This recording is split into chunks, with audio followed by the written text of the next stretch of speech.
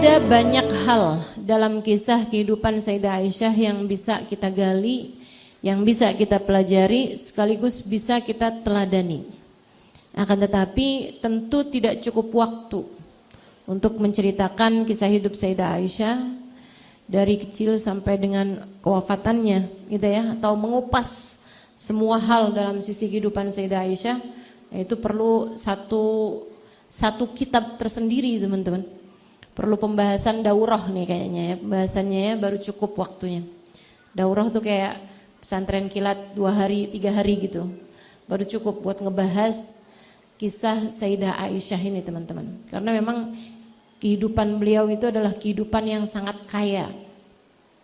Bukan kayak materi, bukan, tapi sangat kaya pengalaman, sangat kaya ilmu, sangat kaya berbagai macam halnya ya.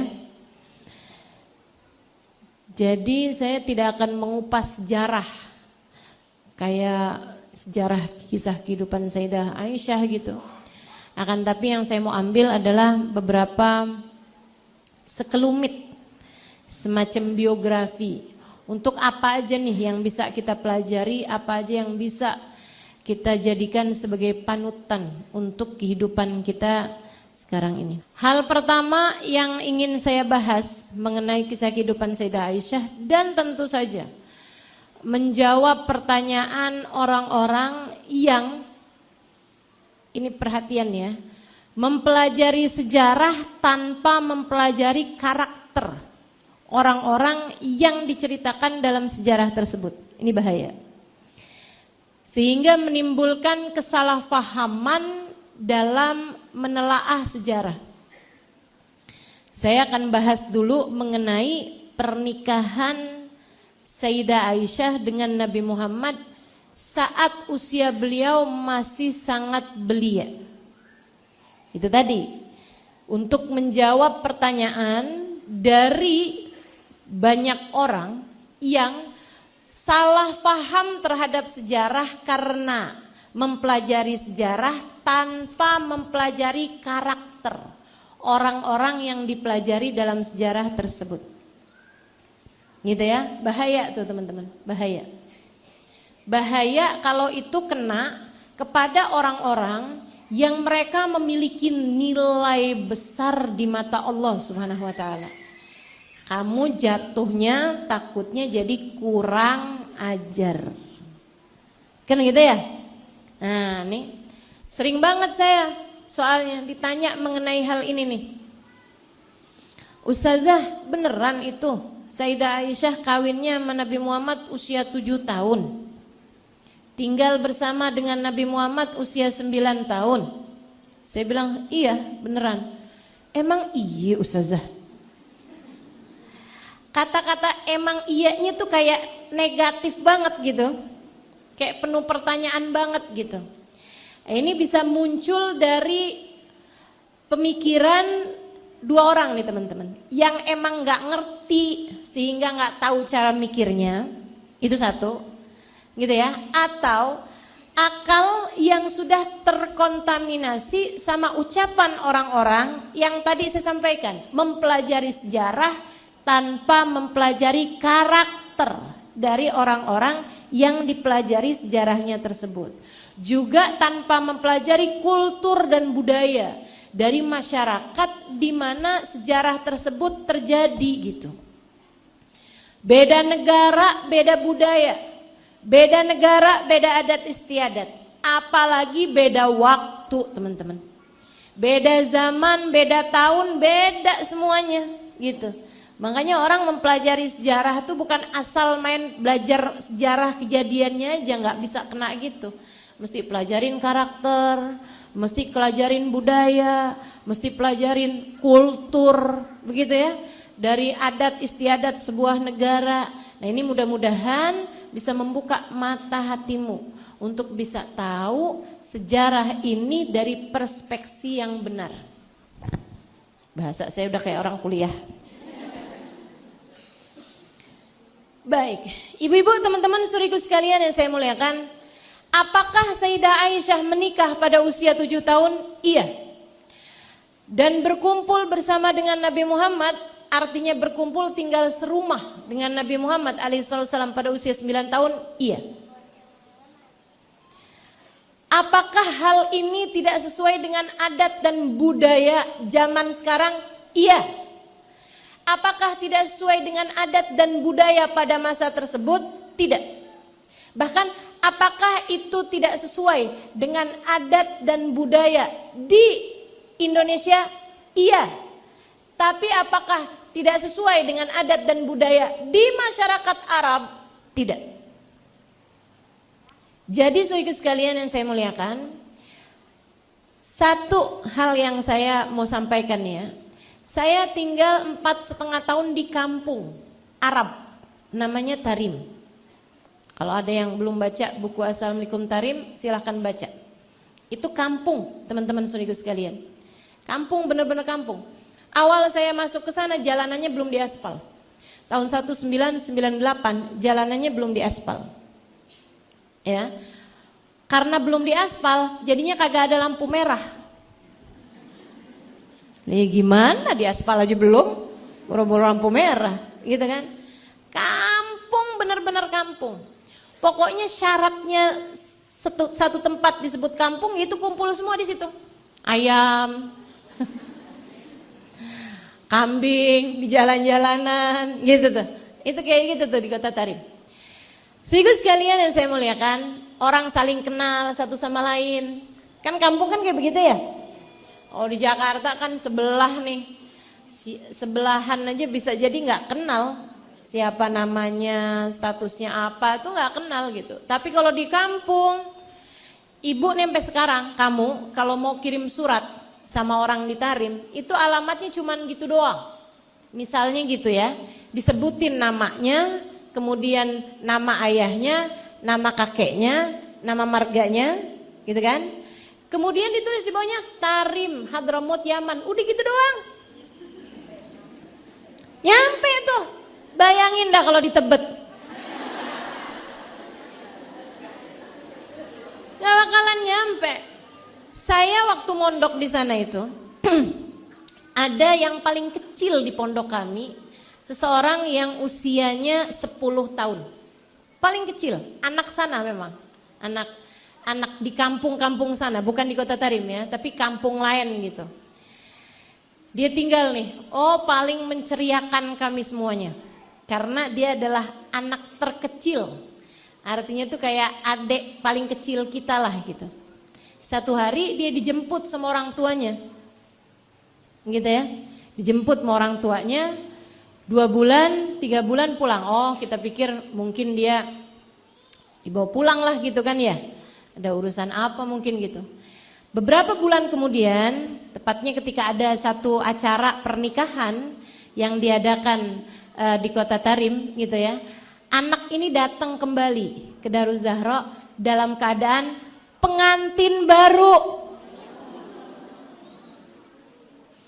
10 tahun. Masya Allah. Jomblo di atas 30 tahun minggir. 10 tahun teman-teman. Jadi bukan hal yang aneh terjadi hal yang seperti itu di negara sana. Bukan berarti sunnah ya Ustazah pernikahan dini. Enggak selalu gitu. Semuanya masing-masing disesuaikan dengan itu tadi, kultur, budaya, negara dan lain sebagainya teman-teman. Ustazah setuju apa enggak nih sama pernikahan dini? Kalau di sana saya setuju. Kenapa gitu? Resiko untuk kehancuran sebuah rumah tangga itu sangat minimal di sana. Ya, di negeri Arab. Zaman sekarang loh ini. Gimana zaman 1400 tahun yang silam? Kenapa gitu? Di sana orang nggak pada pakai media sosial. TV aja jangan padanya. Semua perempuan keluar dengan menutup wajah mereka. Sehingga laki-laki tidak melihat wajah perempuan lain selain istrinya. Jadi nggak punya perbandingan, sama dengan nggak punya saingan.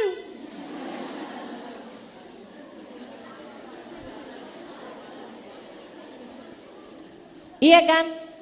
Jadinya tuh nggak banyak bertengkarnya teman-teman untuk urusan-urusan kecemburuan gitu. Terus juga di sana itu saling kenal satu sama lain, namanya kampung, ya kan? Sehingga kalau misalnya nih istrinya atau suaminya jalan sama laki-laki lain, itu orang senegeri sekampung tahu semua. Nggak bisa teman-teman, nggak bisa gitu. Jadi resiko adanya hal-hal yang tadi saya sebutkan itu sangat minimal.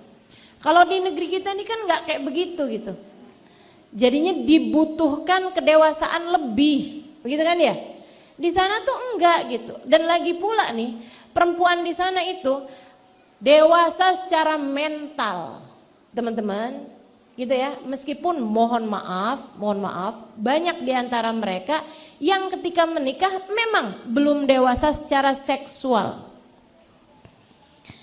Nih kalau orang di negeri kita, nikah tuh kadang udah sama pacarnya yang kesekian.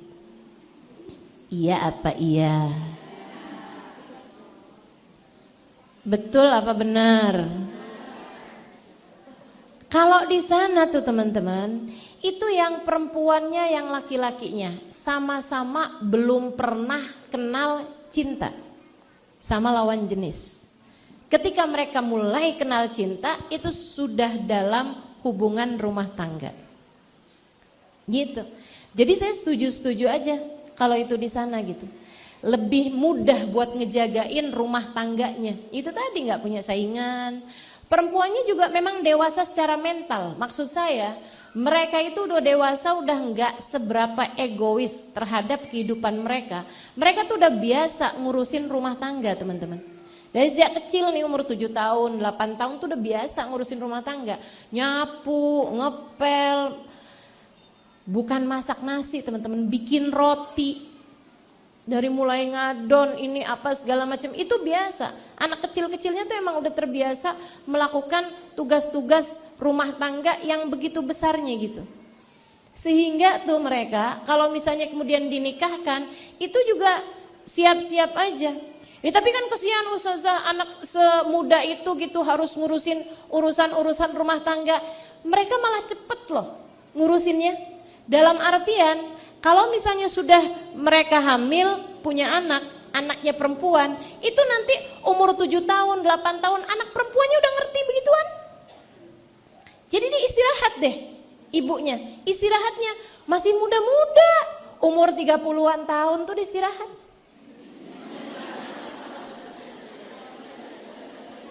Jadi sebelum sakit-sakit dengkul,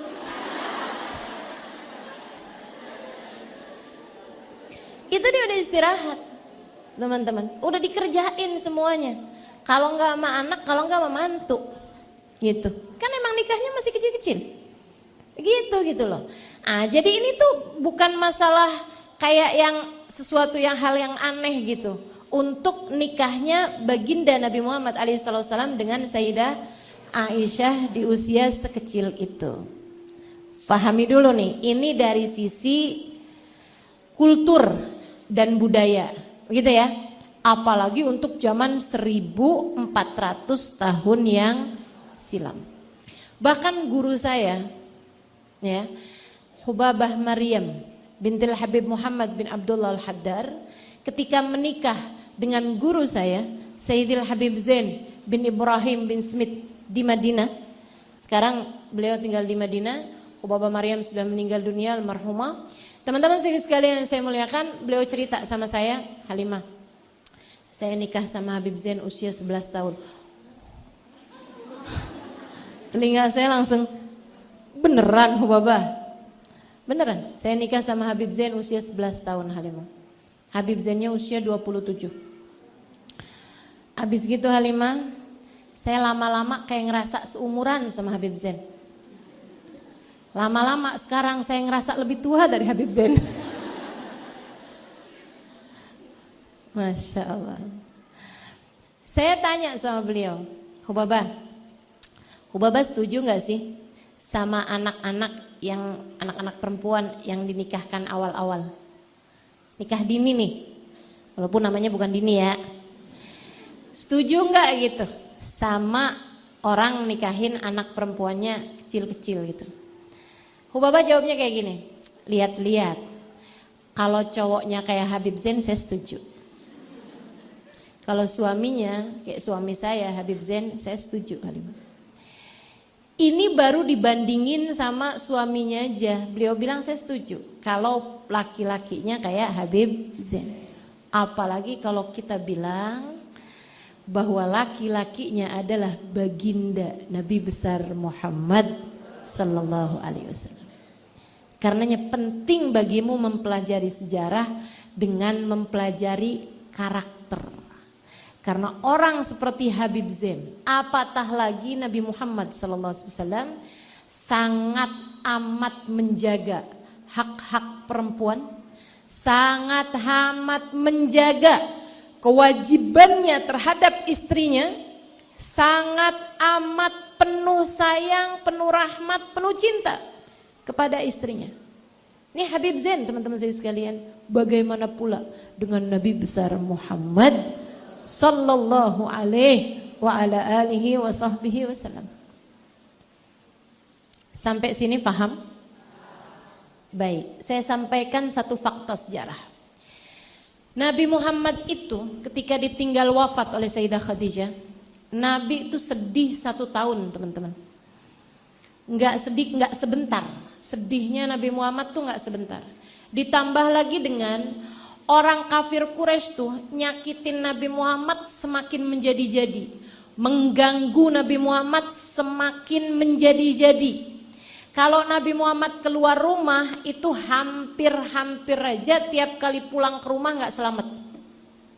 Ada aja, gitu ya. Tar babak belur, tar mukanya nggak kelihatan karena dilemparin debu, gitu kan. Segala macam deh yang kena kepada Nabi Muhammad sesudah wafatnya Sayyidah Khadijah. Kenapa gitu? Karena waktu hidupnya Sayyidah Khadijah itu banyak orang gak enak mau ngapa-ngapain Nabi Muhammad karena pernah dibantuin sama istrinya. Orang gak enak dong mau nyakitin seseorang yang dia dulunya punya utang banyak sama istrinya. Ya kan gitu ya? Gak enak nih gitu. Habisnya dia istrinya tuh dulu baik banget gitu. Saya sih nggak lihat dianya sih, istrinya nih. Dulu zaman susah saya tuh yang bantuin saya istrinya. Nah ketika Sayyidah Khadijah meninggal dunia, udah dong. Tambah dong habis-habisan. Jadi Nabi Muhammad tuh sedihnya lama teman-teman. Kamu jangan mikir bahwa kayak yang habis meninggal terus sehari, 2 hari, 3 hari udah cari-cari yang baru gitu. Enggak gitu. Walaupun itu boleh ya. Tapi maksudnya Nabi itu nggak kayak begitu. Lama Nabi Muhammad sedihnya. Sampai ada seorang perempuan yang adalah merupakan keluarga juga dari Nabi Muhammad alaihissalam gitu ya. Dia nanyain, ya Rasulullah, apa nggak sebaiknya nikah lagi aja Rasul? Biar juga ada yang ngurusin gitu. Ada teman. Karena meskipun Nabi Muhammad tentu aja ada putri beliau, kan tepelayan ya. Istri itu kan bisa jadi temen. Kalau anak kan ya anak gitu. Betul apa enggak Bu? Ibu nih sama anak sama suami kan beda ya Bu ya. Jadi itu dibilangin, kata Nabi Muhammad, siapa ya Khawlah? Kalau kamu mau yang janda, Saudah tuh itu suaminya itu meninggal waktu hijrah ke Habasyah.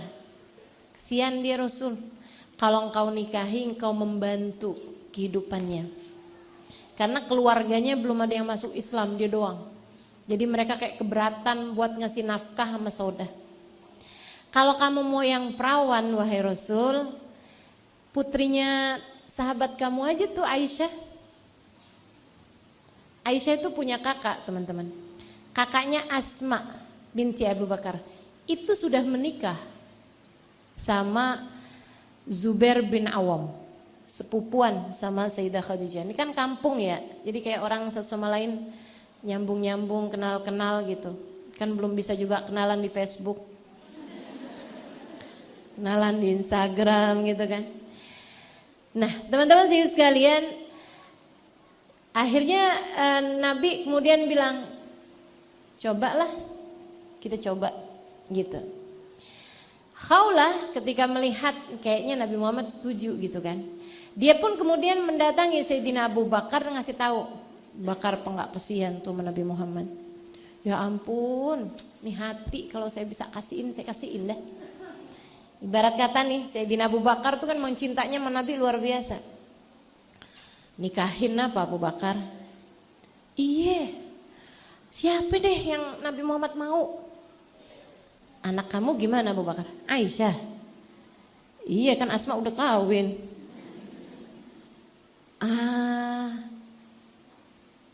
Gimana ya? Teman-teman saya sekalian, Sayyidina Abu Bakar nungguin sampai Nabi nyebut. Nabi ada ngomong gitu. Abu Bakar, Aisyah tuh gimana? Kau mau Rasul sama Aisyah? Boleh lihat Abu Bakar? Kenapa boleh lihat?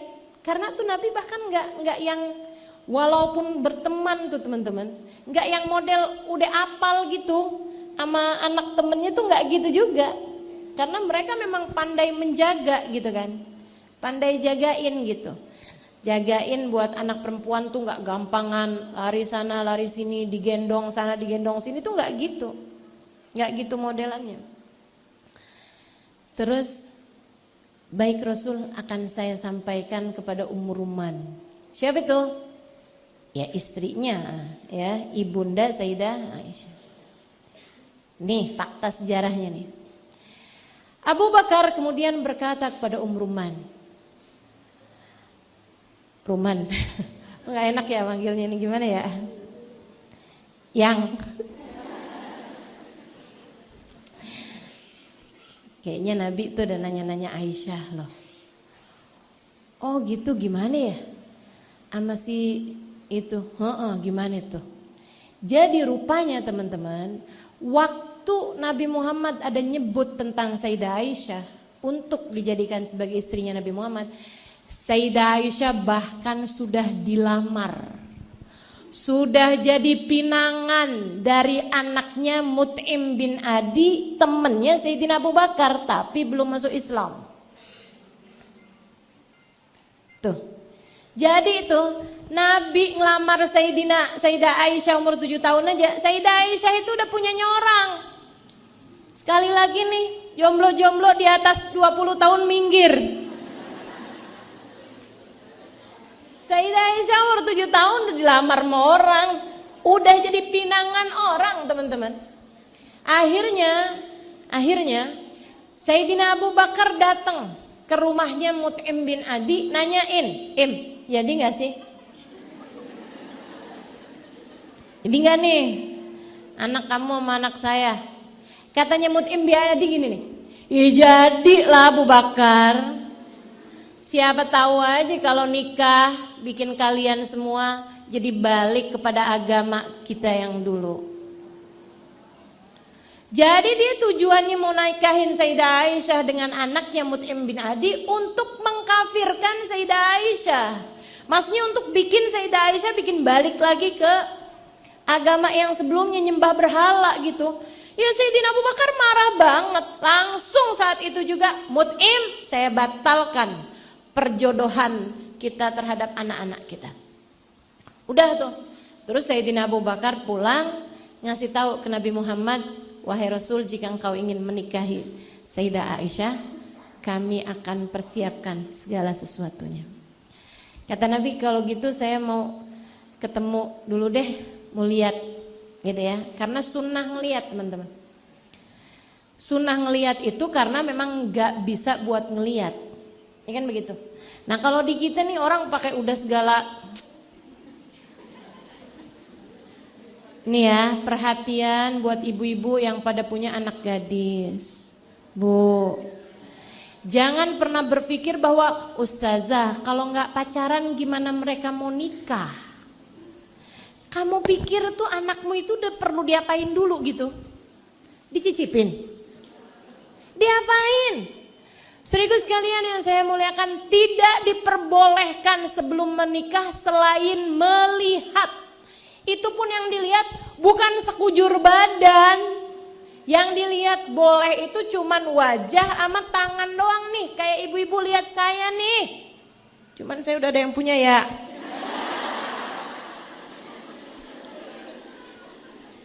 Gitu.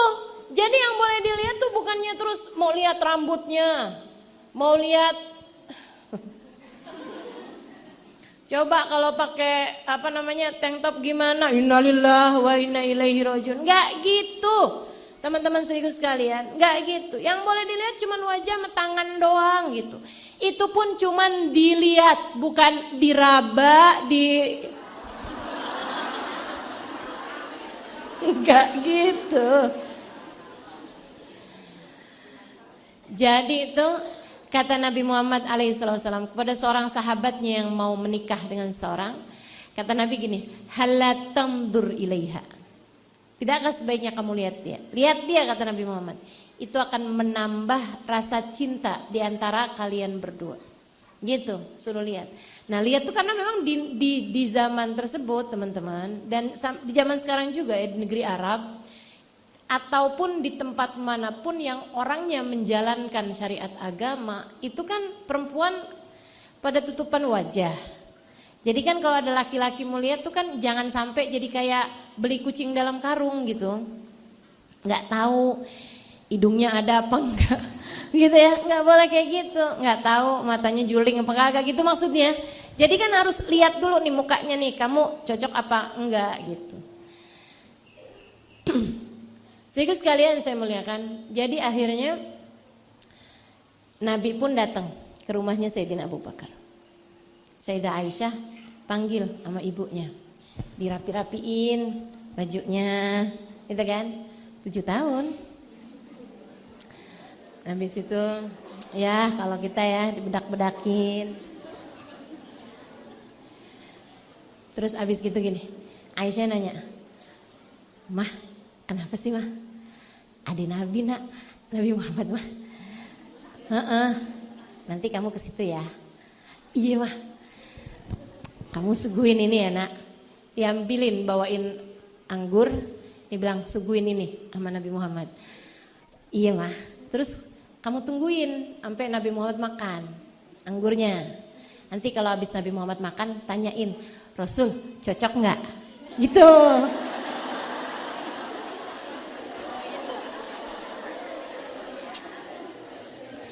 Nih ya. Kalau kamu mempelajari sejarah, sesudah kamu punya cinta sama Nabi, cinta kepada Sayyidina Abu Bakar, cinta kepada Sayyidah Aisyah, kamu dengar kayak beginian kamu seneng. Bayanginnya sweet. Betul apa enggak? Tapi bayangin kalau sejarah semacam ini dipelajari oleh orang-orang, hati mereka nggak punya cinta sama Nabi Muhammad, penuh dengan kecurigaan, penuh dengan hal-hal yang kotor ada dalam hati mereka, nggak ada iman sama Nabi Muhammad, nggak ada cinta sama Nabi Muhammad, bisa lain pemikirannya. Makanya saya ulangi berkali-kali bahwa sejarah itu ketika kamu mempelajarinya dari baginda Nabi Muhammad alaihissalam dan orang-orang soleh, kamu harus lebih dulu punya cinta sebelum mempelajari sejarah mereka. Biar gak salah paham, biar gak salah pemikiran, biar gak salah ngerti teman-teman saya sekalian. Begitu ya, biar gak gagal paham terhadap sejarah. Jadilah Sayyidah Aisyah masuk ke situ, ke Nabi Muhammad. Sayyidah Aisyah tuh sangat ceria orangnya. Gitu ya. Bahkan para sahabat di masa-masa Nabi Muhammad di Madinah itu sampai kalau mereka mau matur sesuatu, mau lapor sesuatu atau mau menghadiahi Nabi Muhammad sesuatu, sampai nunggu-nunggu hari yang Nabi Muhammad sedang di rumah Sayyidah Aisyah. Kenapa? Hatinya itu jadi lebih bahagia karena bersama dengan perempuan yang bahagia. Adik-adik jomblo dengerin saya. Jadilah jomblo yang happy dek. Kalau kamu adalah seorang jomblo yang happy, kamu kalau nikah bisa jadi 2 orang happy. Gitu ya. Kamu happy, suami kamu happy. Akan tapi kalau kamu adalah Jones, jomblo ngenes, bawaan ngerasa hidup paling menderita setebet. Saya ada susah banget gitu ya. Mau senyum tuh kayak mesti nyari-nyari alasan gitu buat senyum. Aduh, kayaknya tuh ngelihat diri itu udah kayak, aduh udah deh, nggak ada baiknya, nggak ada bagus-bagusnya, nggak ada kelebihannya, semuanya kekurangan gitu. Mana sakit, mana jelek, mana miskin, mana. Aduh, dok, kalau kamu merasa seperti itu gitu, itu merasa. Teman-teman sekalian, hati-hati sama perasaan. Jangan sampai kamu dirusak hidup kamu itu sama perasaan-perasaan merasa rendah diri gitu. Enggak bagus teman-teman. Yang bagus itu rendah hati, bukan rendah diri. Rendah diri itu bahasa minder, bahasa gampangnya. Atau yang orang sebut sekarang apa? Insecure. Nah itu kan. Nah itu gitu, nggak kayak gitu teman-teman sekalian. Nggak gitu modelnya gitu. Kalau kamu bahagia, kamu akan menjadikan suamimu bahagia bersama denganmu. Kalau kamu bahagia, maka kamu akan, kalau nikah gitu ya, terus punya anak, kamu hanya akan melahirkan anak-anak yang bahagia bersama denganmu. Tapi kalau kamu ngenes nih, suami kamu bakalan ikutan ngenes. Abis gitu kamu punya anak, bakalan juga anak kamu itu anak-anak yang ngenes. Jadilah kamu keluarga ngenes. Masya Allah. Bahagia teman-teman saya sekalian, bahagia. Yang ceria gitu. Yang ceria, gitu ya. Yang senang hidup kamu tuh. Ustazah, saya tuh gak punya suatu hal yang bisa bikin saya seneng gitu Ustazah. Kalau seneng tuh saya jatuhnya pura-pura. Saya pura-pura tersenyum meskipun hati saya terluka.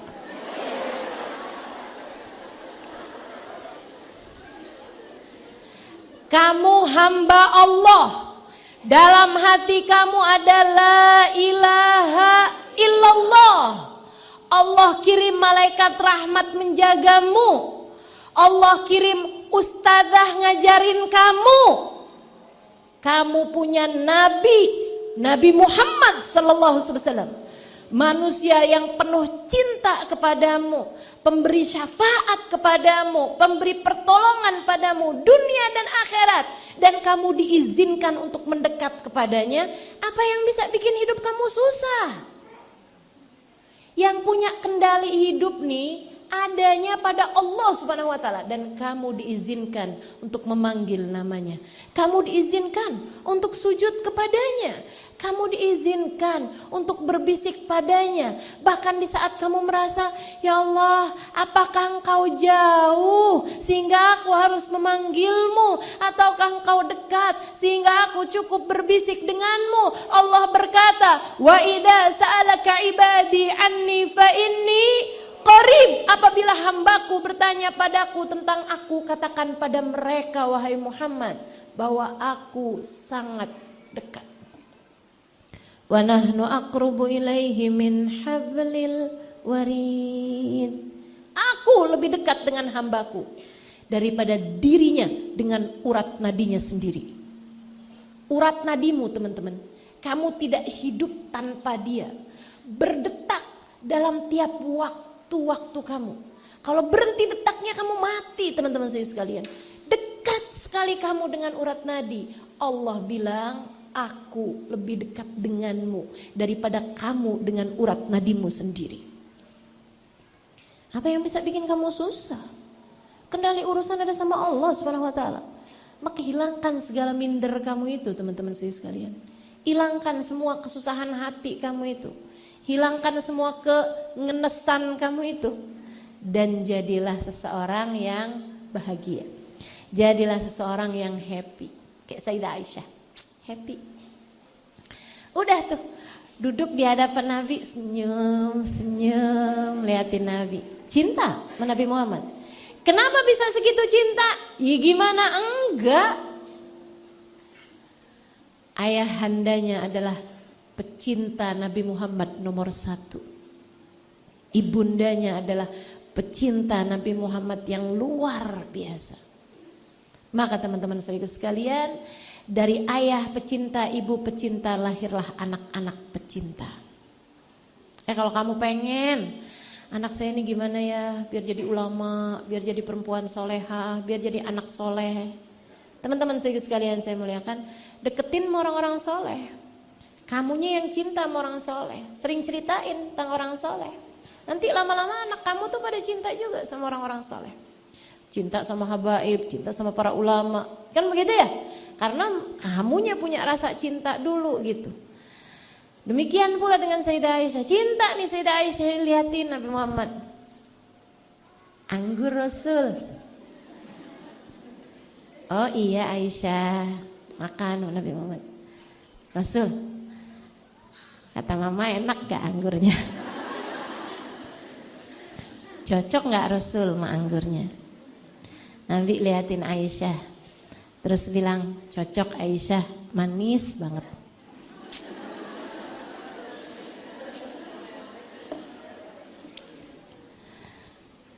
Sayyidah Aisyah girang, habis itu lari ke dapur. Mama, katanya cocok mama anggurnya mah. Baik nak, insyaallah. Kemudian diakadlah. Tapi bukan berarti habisnya diakad tinggal bareng, apalagi otak-otak kotor tuh. Otak-otak kotor ya. Itu bahkan belum mens loh. Kok bisa-bisanya? Siapa bilang? Nabi Muhammad itu siapa bilang menggauli saat belum menstruasi? Ya itu gila namanya. Enggak kayak gitu. Orang paling ngerti bagaimana menghargai seorang perempuan itu adalah baginda kita Nabi Muhammad sallallahu alaihi wasallam. Hati-hati teman-teman, hati-hati terhadap kotornya pikiran. Jadi itu Sayyidah Aisyah itu cuman diakad sama Nabi Muhammad alaihi wasallam di usia 7 tahun. Mulai tinggal bareng sama Nabi Muhammad saat Nabi Muhammad udah ada di Madinah ya. Dan itu tuh pada usia Sayyidah Aisyah 9 tahun. Tapi tinggal bersama aja. Saudara sekalian yang saya muliakan, Nabi Muhammad tuh bahkan sallallahu alaihi wasallam membiarkan Sayyidah Aisyah main. Gimana coba? Jangankan mohon maaf, jangankan berhubungan intim teman-teman saya sekalian. Tugas-tugas rumah tangga aja enggak gitu sama Sayyidah Aisyah. Dimanjain, disenengin sama Nabi Muhammad alaihi wasallam. Gambar Sayyidah Aisyah. Apa tuh Aisyah? Katanya Nabi Muhammad alaihi wasallam. Ini Rasul. Kayak kuda Aisyah. Iya emang Rasul. Kok ada sayapnya? Rasulullah suka lupa nih. Ini buruk Rasul. Buruk. Kan katanya buruk bisa terbang, punya sayap. Oh iya Aisyah.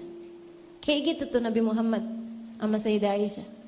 Kamu bisa bilang, oh kayaknya Nabi Muhammad punya waktu, bener ya? Ya itu, orang tuh kalau cinta selalu punya waktu dengan yang dicinta.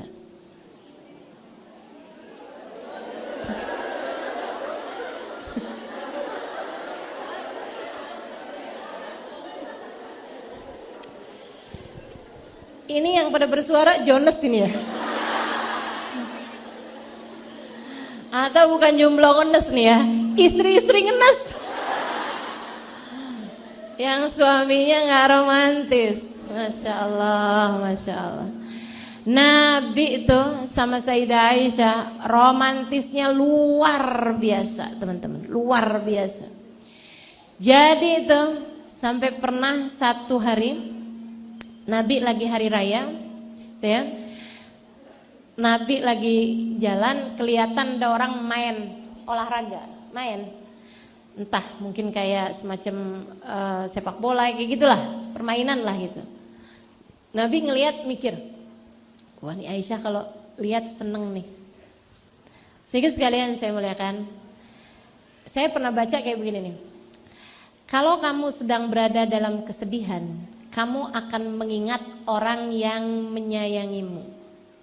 Ketika kamu sedang berada dalam kesenangan, ketika kamu lagi senang, kamu akan mengingat orang yang kamu sayangi.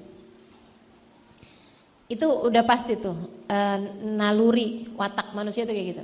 Kamu kalau misalnya lagi ada di tempat yang kamu seneng banget gitu ya, kamu akan mikir, wah nih kalau suami saya ada di sini enak nih. Wah kalau anak-anak saya lihat ini juga nih bagus nih. Wah kalau kayak gitu. Makanya kenapa ibu-ibu itu kalau ngaji gitu kan, dia suka kebayang-bayang tuh sama anaknya, sama suaminya, karena dia seneng, gitu kan ya. Nah, dia seneng, dia kebayang orang-orang yang dia sayangi.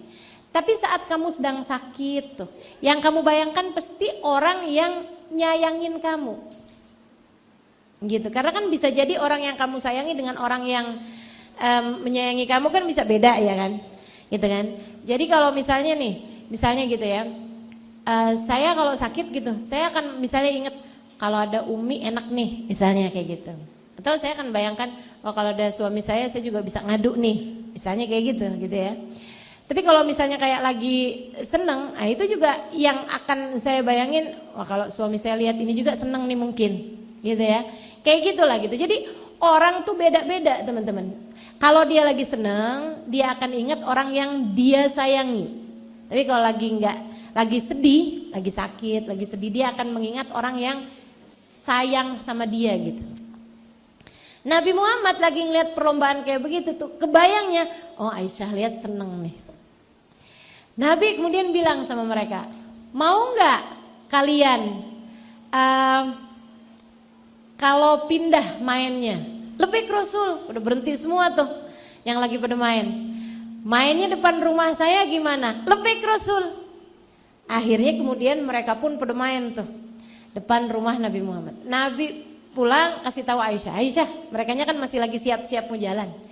Tadi saya lihat permainan Aisyah. Tuh kayaknya kalau kamu lihat seneng dah Aisyah.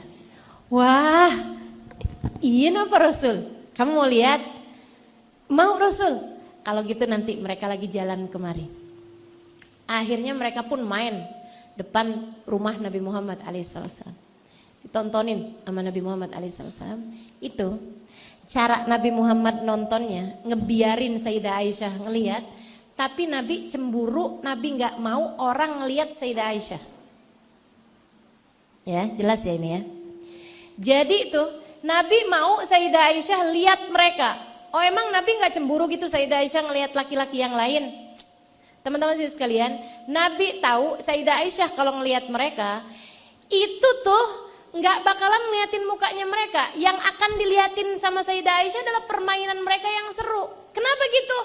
Anak-anak teman-teman, jangan lupa Sayyidah Aisyah ini usianya 10 tahun, 11 tahun, 12 tahun, gitu kan ya?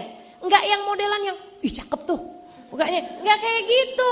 Kamu umur segitu, umur berapa tuh yang kayak begituan? Pasti kan umur 15, 16, 17, secara normal, kan begitu ya? Umur-umur kayak begitu, Ustazah saya kayak begitu kayaknya dari umur 11 tahun, ya kamu genit.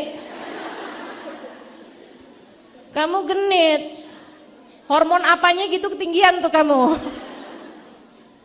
Teman-teman sekalian, perempuan secara normalnya bisa kayak ngelihat pengen tahu mukanya orang ini apa gitu ya, cakep begini segala macam itu di usia-usia yang kayak 16, 17 tahun ke atas. Nah, Sayyidah Aisyah tuh belum berusia seperti itu waktu itu. Itu satu, sama yang kedua, siapa yang lebih cakep dari Nabi Muhammad sallallahu alaihi wasallam?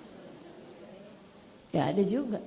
Jadi andai pun Sayyidah Aisyah udah di usia yang ngelihat laki-laki sekalipun sebagai, ih cakep tuh, nggak ada yang nyaingin cakepnya Nabi Muhammad alaihissalam.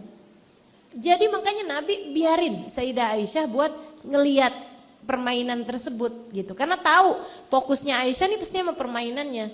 Demen nih dia pasti ngelihat gitu, seru kan. Jadi itu, tapi justru yang dicemburuin sama Nabi adalah jangan sampai mereka lihat Sayyidah Aisyah. Terus caranya gimana? Nabi diri di pintu, teman-teman. Tangannya itu ke atas di pintu itu, diselahin sedikit aja ruang antara badan Nabi dengan pintu.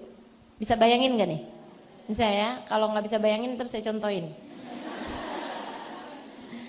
Nah, Sayyidah Aisyah itu ngelihat dari dalam rumah di celah-celah yang antara Nabi Muhammad dengan pintu itu. Kurang romantis apa coba? didekep gitu sama Nabi Muhammad alaihissalam.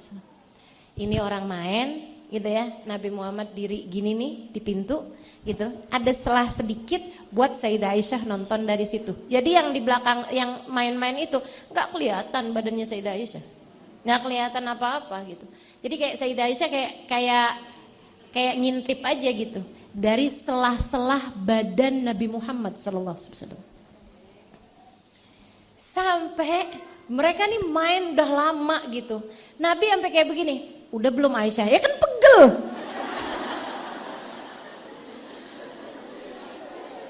Kebayang gak sih serunya rumah tangganya Nabi Muhammad sama Sayyidah Aisyah? Nabi pegel ya? Nanya gitu, udah belum Aisyah? Segitunya tuh Sayyidah Aisyah, Rasul lagi seru nih Rasul. Sampai Nabi nanya lagi gitu, udah agak lamaan lagi Nabi nanya lagi, udah belum Aisyah? Kayaknya perasaan kayak udah gol berapa kali juga tadi gitu kan. Tar dulu Rasul gitu. Sampai udah yang keberapa kali baru Sayyidah Aisyah bilang, iya udah cukup deh Rasul. Sallallahu alaihi wa ala alihi wa sahbihi wassalam. Nabi Muhammad alaihissalam. Kadang juga ntar lagi jalan nih, lagi jalan Nabi sama Sayyidah Aisyah gitu ya. Terus kelihatan ada tempat yang luas gitu dan nggak banyak orang, nggak ada orang di sana. Nabi bilang gini sama Sayyidah Aisyah, Aisyah, kita lari Aisyah, kita lomba lari Aisyah. Nabi terus jalan lari, Sayyidah Aisyah lari gitu. Ntar kadang-kadang Sayyidah Aisyah yang menang, ntar kadang-kadang Nabi Muhammad yang menang. Ntar kalau Nabi Muhammad yang menang, Nabi Muhammad bilang, ini nyalahin yang kemarin ya Aisyah. Maksudnya yang kemarin kamu yang menang, sekarang nih saya yang menang. Nih Aisyah, poinnya yang sekarang nih Aisyah. Jadi yang dianggap pemenangnya aku gitu. Maksudnya Nabi Muhammad alaihissalam. Sebercanda itu teman-teman, saudara sekalian, dalam rumah tangga Nabi Muhammad sallallahu alaihi wasallam. Seromantis itu, seindah itu. Jadi kamu, saya kalau pelajarin dari kisah rumah tangganya Nabi Muhammad alaihissalam dengan Sayyidah Aisyah, saya bisa tahu bahwasanya dalam Islam itu berumah tangga bisa seharmonis itu, seromantis itu. Dalam Islam, semakin romantis rumah tanggamu, semakin mungkin kamu untuk meraih kesempurnaan dalam rumah tangga. Jadi jangan kamu pikir rumah tangga yang baik, rumah tangga yang sehat, itu rumah tangga yang seorang istri nunduk ngadep suaminya. Sendiko dawuh, Tuan Raja. Gak ada ceritanya gitu. Gak ada cerita. Jangan mikir kayak begitu. Jangan kamu pikir bahwa rumah tangga dalam Islam tuh yang sepanut-panutannya, yang seindah-indah, yang sebaik-baiknya rumah tangga dalam Islam. Jangan kamu pikir adalah seorang istri yang nyuciin kaki suaminya, kemudian dia minum air bekas cucian kaki suaminya. Itu gak ada ceritanya, gak ada panduannya dalam Islam. Kamu jangan mau pikiran kamu tuh dirusak sama pemikiran beberapa orang yang sebenarnya itu bukan berlatar belakang Islam, bukan berpondasi Islam, akan tapi mohon maaf berpondasi budaya-budaya kerajaan zaman dulu di Indonesia sini. Di Indonesia kan kerajaan-kerajaan zaman dulunya itu kan raja-rajanya jadikan sebagai panutan dalam berumah tangga. Ya kan ya? Sehingga orang-orang tuh kalau ngebayangin dirinya berumah tangga tuh kayak diperlakukan kayak raja-rajanya sama istri-istrinya gitu. Ya kan? Tanpa memandang berapa transferan yang ditransferin. Ya kan kalau raja kan transferannya juga banyak ya sama istrinya ya. Dia transfer kagak bisa, ngarepinnya kuku dipotongin, kaos kaki dipakein. Enggak gitu ceritanya dalam Islam teman-teman. Enggak ada ceritanya dalam Islam. Rumah tangga dalam Islam itu ada saling, bukan yang satu merasa paling. Seorang suami yang merasa dirinya paling, saya pimpinan dalam rumah tangga ini, kamu adalah istri saya. Jalan yang ngesot. Ada suami nyuruh kamu jalan ngesot, bilangin mohon maaf saya bukan suster. Sehingga sekalian yang saya muliakan, enggak gitu. Dalam Islam tuh enggak seperti itu. Atau istrinya yang ngerasa paling, nah itu juga enggak benar. Istrinya yang ngerasa paling apa nih? Paling terdolimi, paling tersakiti, gitu ya. Paling menderita, paling susah hidupnya gitu. Paling terjajah sama suaminya gitu. Enggak gitu ceritanya teman-teman. Suami istri dalam Islam itu saling. Suami istri saling menyayangi. Suami istri saling pengertian. Suami istri saling dorong. Di saat yang satu sedang diam di tempat. Kan begitu tuh. Gitu ya, didorong pelan-pelan. Suami saya bilang, ini suami beneran? Iya. Maksudnya kan lagi cerita Sayyidah Aisyah ya. Kirain Sayyidah Aisyah lagi ngomong suami saya bilang. Enggak gitu ya. Suami saya bilang, suami istri itu kayak orang naik ayunan. Dia bilang, enggak enak tuh kalau naik ayunannya tuh enggak jalan atau terlalu pelan. Jadi harus agak kenceng lah gitu kan. Tapi juga jangan kekencangan terjatuh. Jadi gimana caranya? Nah, kalau mau kayak begitu mesti yang satu naik, yang satu dorong. Tapi juga mesti tahu kapan waktunya naik, kapan waktunya turun. Kapan waktunya didorong, kapan waktunya mendorong. Jadi itu rumah tangga yang baik tuh. Seorang suami yang bilang, saya sakit nih. Istrinya jawab, sakit apa? Kamu lagi kenapa? Apa yang kamu rasa? Kan begitu, apa yang bisa saya lakukan? Gitu, itu rumah tangga yang benar. Bukannya suami bilang, saya sakit nih, ya ampun sama. Kamu sakit apa coba? Saya sakit kepala nih, enggak ada papanya dong. Kamu mau banding-bandingin sakit bagaimana nih? Astagfirullah, astagfirullah. Halo, para istri. Nabi Muhammad sama Sayyidah Aisyah tuh kayak gitu tuh, saling romantis banget, teman-teman sekalian. Sayyidah Aisyah bahkan meriwayatkan, wah ini meleleh sih saya dengernya. Teman-teman sekalian, Sayyidah Aisyah bahkan meriwayatkan, saya minum dalam sebuah gelas. Kemudian Nabi Muhammad meminum sisanya sambil sebelumnya mencari-cari bekas bibir saya untuk kemudian minum dari gelas tersebut di bagian yang tepat dengan bekas bibir saya di sana. Itu gimana ceritanya situ? Cakep bener rumah tangganya teman-teman. Indah banget rumah tangganya. Iya kan? Ya meskipun jangan bikin kamu sedih ya. Saja gak ada apa yang kayak gitu lagi.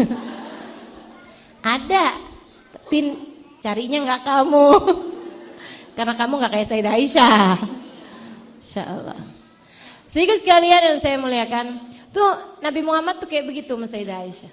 Sayyidah Aisyah meriwayatkan, Nabi tuh terkadang mengulang-ngulangkan Al-Quran, membaca Al-Quran, sedangkan kepalanya bersandar di bahuku.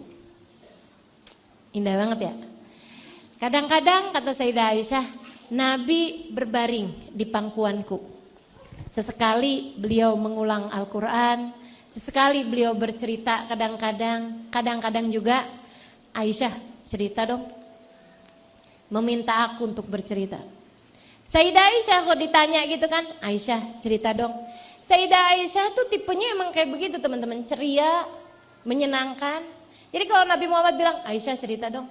Sayyidah Aisyah tuh gak bilang yang bener aja Rasul. Engkau kan Rasulullah, saya ini kan umatmu Rasul. Engkau dong yang cerita mestinya. Gak gitu. Sayyidah Aisyah cerita, Rasul ada nih kan, zaman dulu nih katanya nih. Ada suami istri Rasul, kayak kita juga. Itu namanya Ummu Zara sama Abu Zar. Itu Rasul romantis banget. kalau jalan tuh gandengan. Terus Rasul, orang-orang tuh semuanya pokoknya tuh sampai pada ngedoain gitu. Ntar kalau kita punya anak ya, terus dia kawin, anak kita nih biar kayak Abu Zara sama Ummu Zara gitu. Pokoknya Rasulullah, si Abu Zara tuh perlakuannya baik banget sama istrinya, sayang banget sama istrinya. Sampai bikin istri-istri tuh pada ngiri gitu sama dia. Duh, coba ya suami saya kayak Abu Zara. Ummu Zara juga gitu Rasul. Perlakuannya tuh yang indah banget gitu sama suaminya gitu. Sampai bikin suami-suami tuh pada ngiri sama Abu Zara. Coba ya bini saya kayak Ummu Zara. Mana cakep, mana baik, mana pinter, mana... Pokoknya udah deh kumpul semua dah Rasul. Gitu. Oh gitu Aisyah. Kata Nabi nih dengernya. Sampai katanya Sayyidah Aisyah, ntar kalau saya diem tuh, Nabi Muhammad bilang gini, terus dong Aisyah, terus dong. Gitu. Terus gimana itu Aisyah? Terus gitu. Cakep banget kan? Enggak yang pas lagi kita cerita, dia tinggalin tidur. Sekalian curhat. Masya Allah. Teman-teman saudaraku sekalian yang saya muliakan, sampai kemudian Sayyidah Aisyah cerita gini, satu hari nih Rasul, kota geger, di negeri itu tuh geger. Kenapa gitu? Aisyah, Abu Zara menceraikan Ummu Zara. Nabi sampai langsung duduk. Itu kan saya kalau bayangin ya, kenapa Nabi sampai langsung duduk? Pasti karena Sayyidah Aisyah begitu memukau ketika bercerita. Ini skill bagus nih kalau kamu punya. Storytelling. Ayo ibu-ibu. Jangan modelan kayak ibu-ibu di sono no. Kayaknya di sini juga banyak nih. Yang kalau cerita nggak sama suaminya, nggak sama anaknya. Tadi Ustadzah cerita dah. Apaan? Sayyidah Aisyah. Gimana ceritanya? Seru dah pokoknya. Tapi kayak gimana? Ada gitu pokoknya Sayyidah Aisyah tuh dikasih lihat pertandingan gitu. Pertandingan apaan? Kayak sepak bola gitu dah. Terus Sayyidah Aisyah nontonnya ngumpet di bajunya Nabi Muhammad gitu. Itu storytelling macam apa itu? Apalagi nih keseringan nih, pas udah cerita gitu lagi seru-seru gitu, nanya, emang dia namanya siapa? Aduh mama lupa dah namanya. Pokoknya ada deh gitu. Abu siapa gitu ya? Abu siapa gitu sama Ummu siapa gitu pokoknya. Ini yang pada ketawa nih berasa, kamu kan yang kayak gitu? Tahu saya? Ya Allah, ya Allah. Yuk, skill teman-teman, kemampuan untuk bercerita. Kemampuan untuk bercerita. Bagus tuh. Ustazah gimana caranya? Nih saya kayaknya udah telat dah Ustazah. Anak-anak deh Ustazah. Saya emang udah lelet nih Ustazah, otaknya agak susah nih, boro-boro mau cerita sama orang Ustazah, nangkep aja udah susah. Tapi saya kepengen Ustazah anak-anak atau cucu-cucu nih misalnya gitu, jadi orang yang punya storytelling gitu, kayak Ustazah Halimah deh gitu. Kalau nggak bisa kayak Sayyidah Aisyah, pokoknya kayak Ustazah Halimah deh gitu seenggaknya. Teman-teman sekalian saya muliakan, kamu kalau anakmu nanti mulai bicara, umur kecil, kamu punya anak nih, mulai dia suka bicara, dengerin dengan baik. Ya. Jangan pernah motong ucapan anak-anakmu, apalagi dengan kamu bilang, iya mama udah tahu. Habis deh tuh. Habis.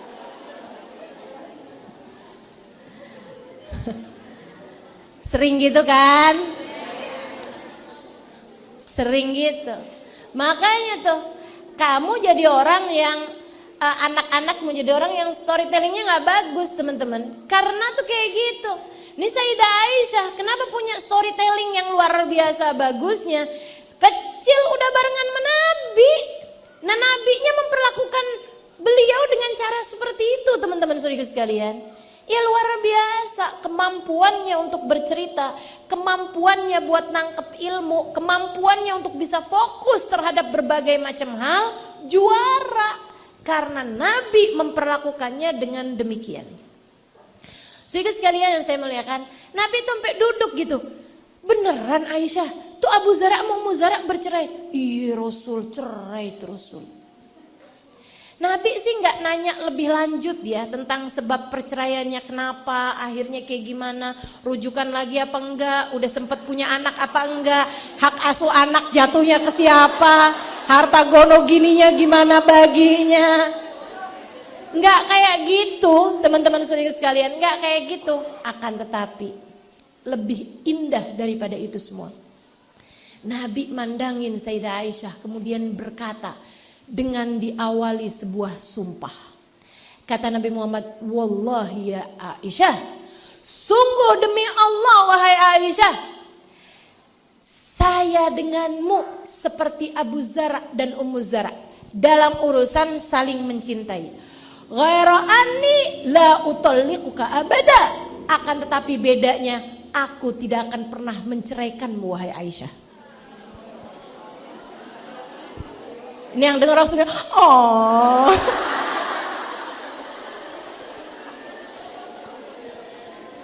Ya Allah, ya Allah, indah benar rumah tangganya. Teman-teman sekalian, saya kalau ditanya tentang ustazah, perempuan siapa dalam kehidupan Nabi yang andai ustazah ketemu sama dia, ustazah akan sangat berterima kasih, atau mana dari orang-orang dalam kehidupan Nabi yang ustazah sangat ingin berjumpa dengannya dan berterima kasih padanya. Tentu saja teman-teman, yang nomor satu Sayyidah Khadijah bintu Khuwailid. Kita tahu seperti apa perjuangannya, kita tahu seperti apa kelelahannya, kita tahu seperti apa segala hal pengorbanannya dalam kehidupan baginda kita Nabi besar Muhammad SAW. Dan yang keduanya tidak lain tidak bukan Sayyidah Aisyah. Kenapa? Karena sudah menghibur Nabi Muhammad, itu iya dari sisi Nabi Muhammad alaihissalam.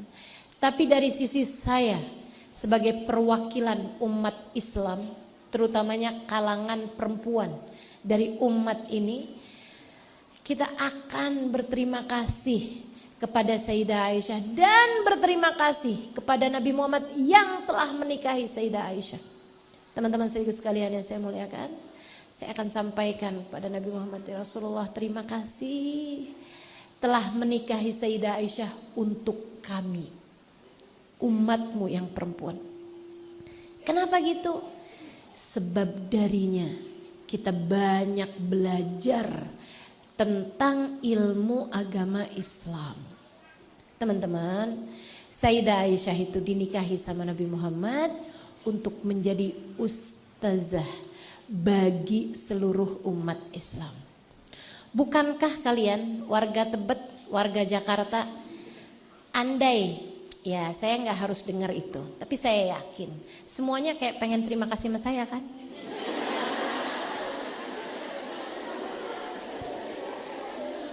Iya apa enggak?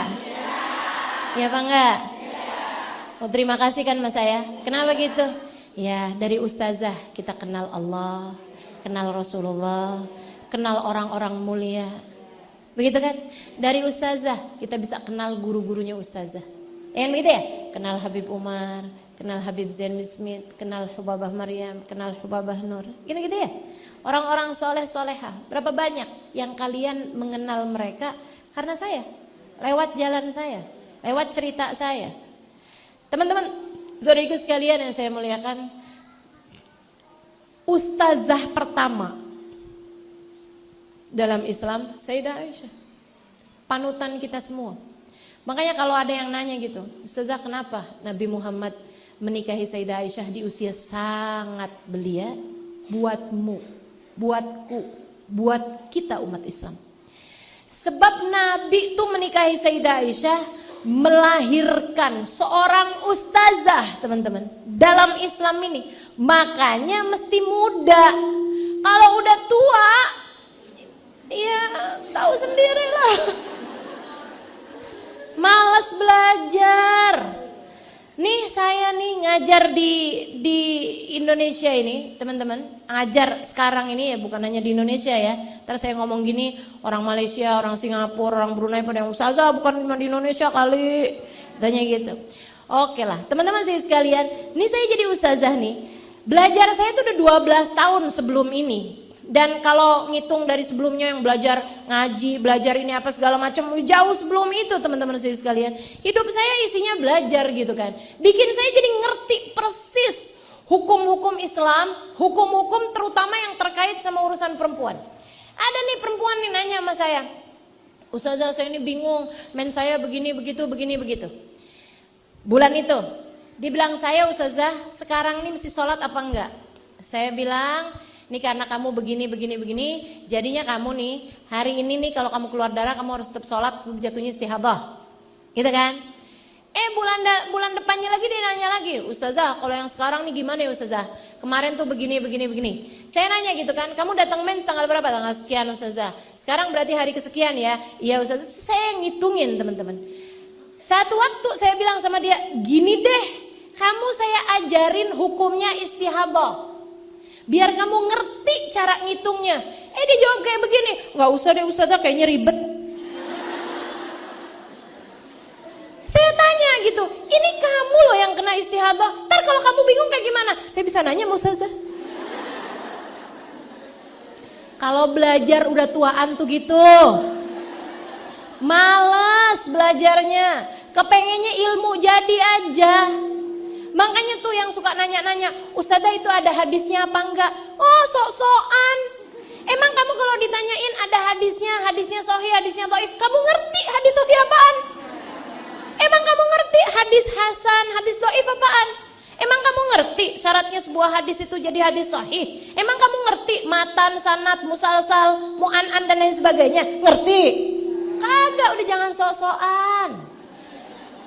Saya tahu, nih kebanyakan ibu-ibu itu karena belajarnya udah dewasa, jadinya kepengen nerima ilmu tuh yang udah siap jadi, instan. Demikian pula dengan zamannya Nabi Muhammad alaihissalam. Makanya kenapa Allah udah bagus banget, cakep banget pilihin buat Nabi Muhammad di awal-awal perjuangan. Wanita yang mendampingi Nabi Muhammad adalah Sayyidah Khadijah. Gimana sih? Di awal-awal perjuangan, masa-masa sulit Nabi Muhammad, Allah pilihkan untuk Nabi Muhammad Sayyidah Khadijah. Perempuan yang sangat mapan, perempuan yang sangat mandiri, perempuan yang sangat cinta kepada Nabi Muhammad alaihissalam. Dan rela mengorbankan apapun di saat yang beliau sangat mandiri secara finansial, sangat mandiri secara pemikiran. Bahkan beliau adalah satu dari sedikit orang yang dapat membaca dan dapat menulis pada zaman tersebut. Keren teman-teman sekalian. Di zaman-zaman Nabi Muhammad Madinah, Nabi itu ngajarin, itu masanya orang belajar Islam, masanya orang ngerti Quran. Maka pada saat itu Allah jodohkan Nabi Muhammad dengan Sayyidah Aisyah buat belajar, biar jadi ustazah. Makanya dipersiapkan sedini mungkin, sebelia mungkin. Seorang perempuan yang selalu nanya, Rasul kalau kayak gini gimana Rasul? Rasul kalau kayak gini gimana Rasul? Rasul ini saya udah keluarnya kayak begini nih, udah suci apa belum Rasul? Nanya beliau kepada Nabi Muhammad SAW. Kalau kayak udah emak-emak buru-buru nanya, dikasih tahu aja nggak mudengan. Ya kan begitu? Tuh teman-teman saudaraku sekalian, itu satu. Sama yang keduanya, beliau dinikahi masih muda sama Nabi Muhammad alaihissalam, biar panjang waktu ngajarnya. Saat Nabi Muhammad meninggal dunia, usia Sayyidah Aisyah baru 18 tahun. Ngajarnya tuh masih lama sampai dengan beliau meninggal dunia pada usia 66 tahun tepat pada malam 17 Ramadan. Ya. Jadi teman-teman sekalian, malam 17 Ramadan kamu juga boleh tuh memperingati haul Sayyidah Aisyah. Malam 17 Ramadan, malam Badar. Gitu ya, malam perang Badar, malam nuzulul Quran. Ada tambah lagi nih peristiwa besar, yaitu malam kewafatan Sayyidah Aisyah. 17 Ramadan. Teman-teman saudara sekalian saya muliakan, Selasa, malam Selasa 17 Ramadan Sayyidah Aisyah meninggal dunia di usia 66 tahun. 66 dikurangi 18. Ini matematika jeblok semua apa gimana nih? Berapa? 48 tahun masa mengajarnya Sayyidah Aisyah. Kalau Nabi nikahnya sama orang perempuan umur 30 tahun, umur 40 tahun, begitu kan ya? Karena kan Nabinya udah berumur tuh waktu itu. Teman-teman saudara sekalian yang saya muliakan, ya waktu Nabi Muhammad meninggal umurnya dia udah 50 tahun gitu. Kalau ngajar juga berapa lama? Iya kan? Ntar kalau udah yang ngajarin perempuan umur 90 tahun, kan rada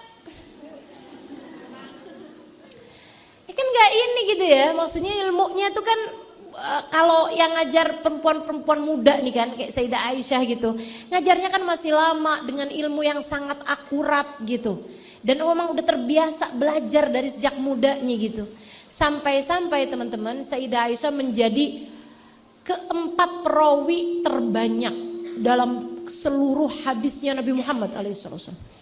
Yang meriwayatkan hadis paling banyak tuh nomor 1 Abu Hurairah. Emang beliau itu bagian seksi dokumentasinya Nabi Muhammad alaihissalam. Bagian notulen Nabi Muhammad alaihissalam tuh Sayyidina Abu Hurairah, namanya Abdurrahman bin Sakhar. Itu beliau tuh. Makanya meriwayatkan hadis Nabi Muhammad alaihissalam paling banyak. Sayyidina Abu Hurairah. Teman-teman saya sekalian, yang keduanya ada namanya Sayyidina Ibnu Abbas alaihi ridwanullah. Yang ketiganya ada namanya Sayyidina Ibnu Umar alaihi ridwanullah. Dan yang keempatnya perempuan nih, Sayyidah Aisyah binti Abi Bakar, meriwayatkan hadis langsung dari Nabi Muhammad alaihissalam. Saya dengar Nabi Muhammad ngomong kayak begini, saya dengar Nabi Muhammad ngomong kayak begini. Itu tuh yang diriwayatkannya dari Sayyidah Aisyah itu 1/4-nya teman-teman saudaraku sekalian. Bukan 1/4-nya, tapi yang nomor 4 gitu ya. Nah, ilmu fikih ya, kayak ilmu tentang cara bersesuci, ya bahkan ilmu tentang jual beli, ilmu tentang pernikahan dan lain sebagainya, itu sumbernya dari Sayyidah Aisyah 1/3-nya. Jadi ini ilmu fikih nih, laula Aisyah, andai enggak karena Sayyidah Aisyah, ini kurang 1/3 teman-teman, growak ilmu fikih kita ini, kalau enggak karena Sayyidah Aisyah. Sumber ilmunya itu adalah dari Sayyidah Aisyah alaiha ridwanullah. Teman-teman sekalian saya muliakan, Sayyidah Aisyah itu menghafal hadisnya Nabi Muhammad lebih dari 10.000 hadis. Jadi beliau meriwayatkan 2.200-an hadis, menjadi perawi yang nomor 4 terbanyak meriwayatkan hadisnya Nabi Muhammad, dan Sayyidah Aisyah menghafal lebih daripada 10.000 hadis. Selain beliau menghafal seluruh Al-Quran berserta dengan sebab nuzulnya, beserta dengan semua hukum yang terkaitan dengannya, beserta dengan semua cerita-cerita yang ada dalam Al-Quran, sampai-sampai diriwayatkan ma ra'aina ahadan, katanya para tabi'in, katanya para sahabat, ma ra'aina ahadan afham fil Quran min Sayyidah Aisyah. Kami tidak pernah tahu ada orang lebih ngerti Al-Quran daripada Sayyidah Aisyah. Sayyidah Aisyah sendiri meriwayatkan tentang dirinya, faqad qara'tul Quran, saya baca Al-Quran, ma min ayah min ayatil Quran, tidak ada satu dari ayat Al-Quran secara keseluruhan melainkan saya tahu kapan turunnya, saya faham sebab nuzulnya, saya mengerti semua hal yang terkait dengan Al-Quran tersebut, dengan ayat tersebut, sampai kepada tata bahasa Arabnya. Keren. Keren. Perempuan brilian, perempuan jenius dalam Islam. Karenanya nih, orang kalau belajar ilmu fikih gitu ya, dia pasti akan sangat berterima kasih kepada Sayyidah Aisyah. Saya salah satu di antara mereka, teman-teman. Saya banyak sekali belajar ilmu fikih. Dulu bawaan saya tuh kitab I'anatul Talibin. Gitu kan? Saya nyaris hafal isi yang ada di dalam kitab I'anatul Talibin tuh 4 jilid, teman-teman. Zaman-zaman saya belajar gitu. Makanya saya nggak tahu-tahu urusan anak itu pindah pondok, anak itu berhenti mondok karena dilamar sama orang, gitu ya. Drama-dramanya anak-anak pondok pesantren dulu itu saya nggak tahu-tahu, karena saya tuh isinya belajar aja, bukan karena saya rajin, tapi karena saya seneng. Beda nih, belajar karena cinta dengan belajar karena rajin. Saya nggak rajin belajar, saya pemalas orangnya, tapi saya seneng belajar, teman-teman. Saya seneng belajar, ya. Sayyidah Aisyah tuh senang belajar, cinta belajar. Maka apa-apa nanya sama Nabi, apa-apa nanya sama Nabi. Kalau nggak paham nanya sama Nabi gitu. Bahkan sahabat paling pinter itu namanya Sayyidina Ali bin Abi Thalib. Katanya Nabi Muhammad, "Ana Madinatul ilmi wa Aliyun babuha." Aku adalah kota ilmu, Ali adalah pintunya. Akan tapi berulang kali, beberapa momen Sayyidina Ali bin Abi Thalib itu ditanya tentang satu masalah. Sayyidina Ali menjawab, "Is'alu Aisyah fa innaha a'lam minni fi hadhil mas'alah." Tanyakan masalah ini kepada Sayyidah Aisyah, dia lebih tahu daripada saya dalam masalah ini. Tuh, diakui keilmuannya bahkan oleh kalangan sahabat laki-laki. Kurang keren apa, teman-teman? Kurang brilian apa? Akalnya, kecerdasannya, dan memorinya tentang ilmu agama ini. Seorang perempuan yang luar biasa pinternya. Maka siapapun darimu yang kepengen pinter, banyak-banyak nyambung sama Sayyidah Aisyah. Atau kalau kamu udah telat, saya tuh setiap kayak gitu saya ngelihat, ya ampun, nih omong umurnya 60-an tahun ya. Jadi sekalian yang saya muliakan, kalau kamu kepengen anak-anakmu jadi perempuan-perempuan pinter, tuh suruh mereka dan dirimu juga banyak-banyak nyambung hati sama Sayyidah Aisyah. Kirimin Fatihah buat Sayyidah Aisyah gitu ya. Nak, kamu belajar nih nak, sering-sering kirim Fatihah nak sama perempuan paling pinter, Sayyidah Aisyah. Terutama kalau dia adalah perempuan. Ya kan? Suruh nyambung, biar nyambung ilmu sama Sayyidah Aisyah radhiyallahu taala anha wa ardhaha. Tuh teman-teman, di antaranya masalah qiraat. Nabi itu ada nanya gitu kan, ada bilang, kata Nabi Muhammad, siapa yang nganterin jenazah, ikut nganter jenazah, siapa yang nyolatin jenazah, kalau ada orang meninggal dunia, falahu qiraat, dia dapat pahala 1 qiraat.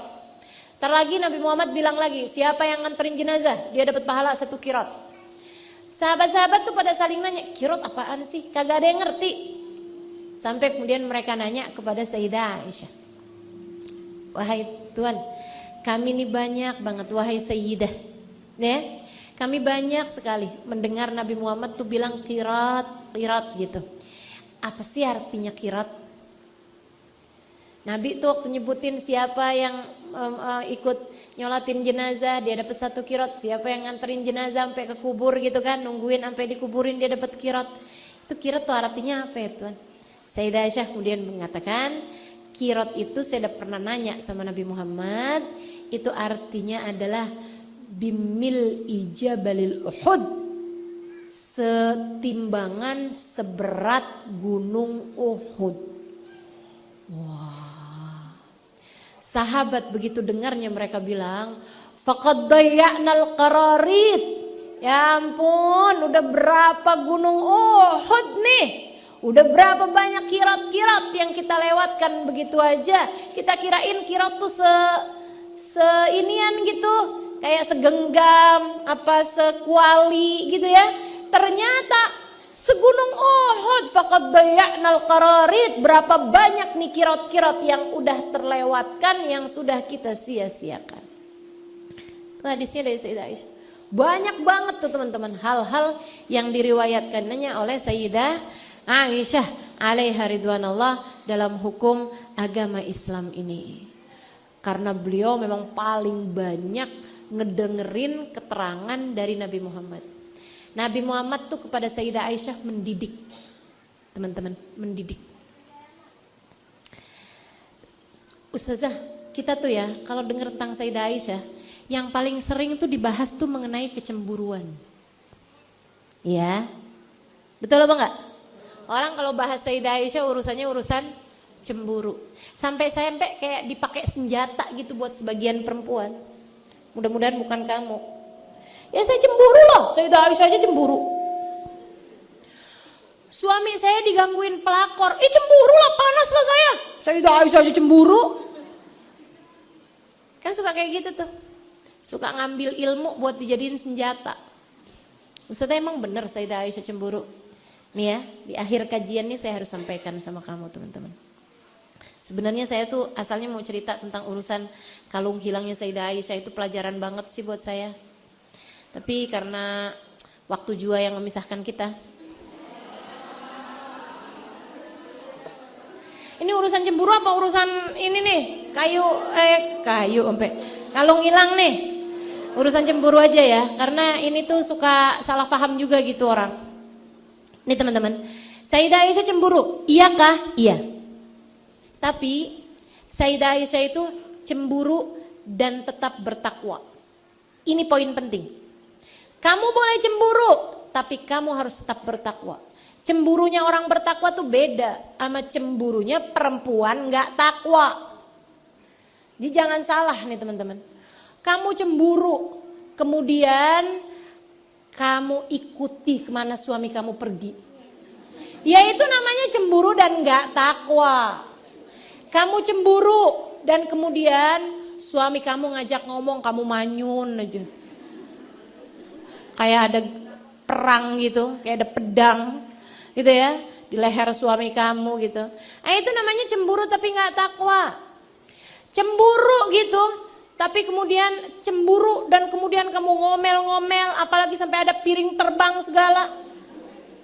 Itu namanya cemburu dan tidak takwa, teman-teman saudariku sekalian.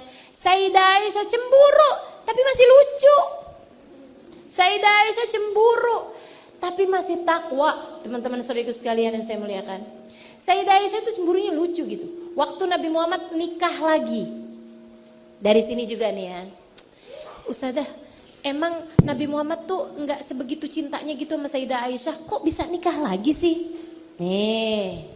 Nih, dari sini juga kita bisa tahu, kalau suami nikah lagi, itu bukan berarti artinya dia nggak cinta sama kamu, nggak gitu. Agak sensitif nih ya. Oke, baiklah saya nggak lanjutkan. Enggak teman-teman, enggak. Jadi itu kayak ucapan-ucapan yang enggak itu tuh, enggak tepat dalam Islam ya. Dan enggak tepat juga sama hati suami gitu. Yang paling tahu tentang psikologi, tentang kejiwaan seseorang kan penciptanya ya. Siapa penciptanya?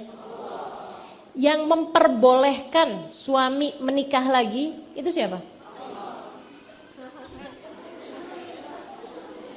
Ini kayak agak-agak sensitif nih saya ngomong gini. Apa nggak usah lanjutin aja? Lanjut ya, biar kita bisa mikir bener ya. Teman-teman sekalian yang saya muliakan, kalau bisa diibaratkan sih ya, suami itu, laki-laki itu ya, cintanya itu lebih mirip sama cahaya lilin. Ketika dibagi, apakah berkurang cahaya dari lilin sebelumnya?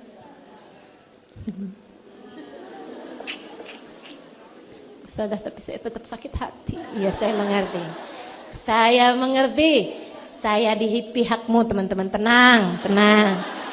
Jangan sampai habis gini kajian saya nggak didatengin. Jangan sampai habis gini nih, tiba-tiba gitu ya. Wah, ini kok followers berkurang nih. Saya kecewa sama Ustazah Halimah. Ternyata dia sangat mendukung poligami. Tenang, saya di pihakmu, teman-teman. Saya di pihakmu. Tenang, tenang, tenang. Saya cuma mau kasih tahu, gitu ya. Yang menciptakan hati laki-laki itu Allah Subhanahu Wa Taala, dan Allah pula lah yang memberitahu bahwa laki-laki itu boleh nikah. Fankihu ma tabalakum minan nisa masna wa thulatha wa ruba'. Kamu sakit hati, iya itu wajar, gitu kan ya? Ustazah baru ngebayangin aja saya udah, boleh sih Ustazah suami saya kawin lagi, tapi saya akan segera menuju ke dapur.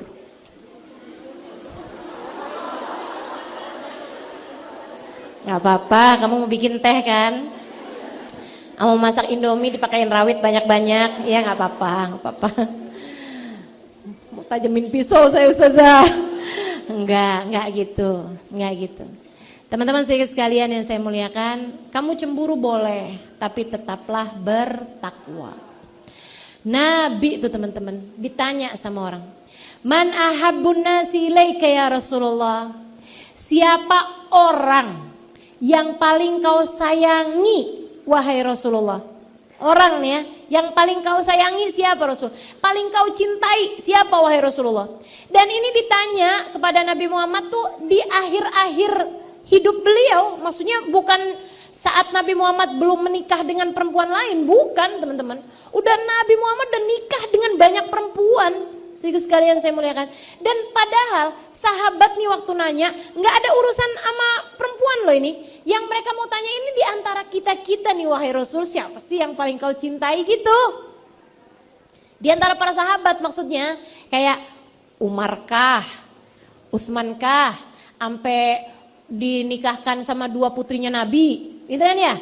Siapa nih? Abu Bakar nih pastinya nih, Abu Bakar nih gitu. Maksudnya para sahabat tuh mereka mau denger siapa sih yang paling dicinta sama Nabi Muhammad alaihissalam. Nabi senyum, dan memang Nabi itu kan memang selalu senyum ya kalau ngomong gitu kan. Nabi Muhammad senyum kemudian bilang, Ahabbun nasi indi Aisyah. Kata Nabi Muhammad, yang paling saya cintai Aisyah. Aisyah. Sehingga sekalian, sampai sahabat tuh perlu negesin gitu. Enggak gitu Rasul, minar rijal, maksud kami dari kalangan laki-laki. Kata Nabi, Abuha, kalau gitu bapaknya Aisyah. Tetap juga ada nyebut Aisyahnya gitu. Mau nyebut Abu Bakar tuh tetap juga pakai nyebut bapaknya Aisyah gitu. Kenapa gitu? Kayak Nabi lagi mau ngasih tahu gitu. Salah satu penyebab saya cinta kepada Abu Bakar adalah karena dia adalah bapaknya Aisyah, ayahnya Aisyah. Dari segitu cintanya Nabi sama Sayyidah Aisyah, teman-teman saudaraku sekalian. Cinta mati Nabi Muhammad. Maksudnya cinta hidup Nabi Muhammad sama Sayyidah Aisyah. Sampai kadang-kadang Nabi tuh kalau manggil Aisyah tuh, ya Aisyah, wahai hidupku. Aduh meleleh. Gimana tuh? Nabi itu cinta banget teman-teman saudaraku sekalian sama Sayyidah Aisyah. Akan tetapi Nabi menikah lagi dengan perempuan-perempuan lain gitu, tanpa mengurangi cintanya kepada Sayyidah Aisyah. Gimana? Udah terhibur? Belum? Karena cinta itu ya kayak cahaya lilin, meskipun dibagi tidak mengurangi cahaya cintanya kepada yang satu. Belum mau, nggak apa-apa, nggak apa-apa. Ustazah ini bakalan dipotong nih ceramah ustazah nih dipakai buat laki-laki, buat ngebujukin istrinya. Enggak ya, saya cuman lagi menghibur para istri-istri yang tahu kalau suaminya menikah lagi. Bukan berarti dia tidak cinta padamu teman-teman. Kamu jangan memikirkan jalan yang salah untuk itu. Ustazah saya sih nggak sanggup Ustazah dibagi. Pokoknya saya akan bilang sama suami saya, pilih antara aku atau dia.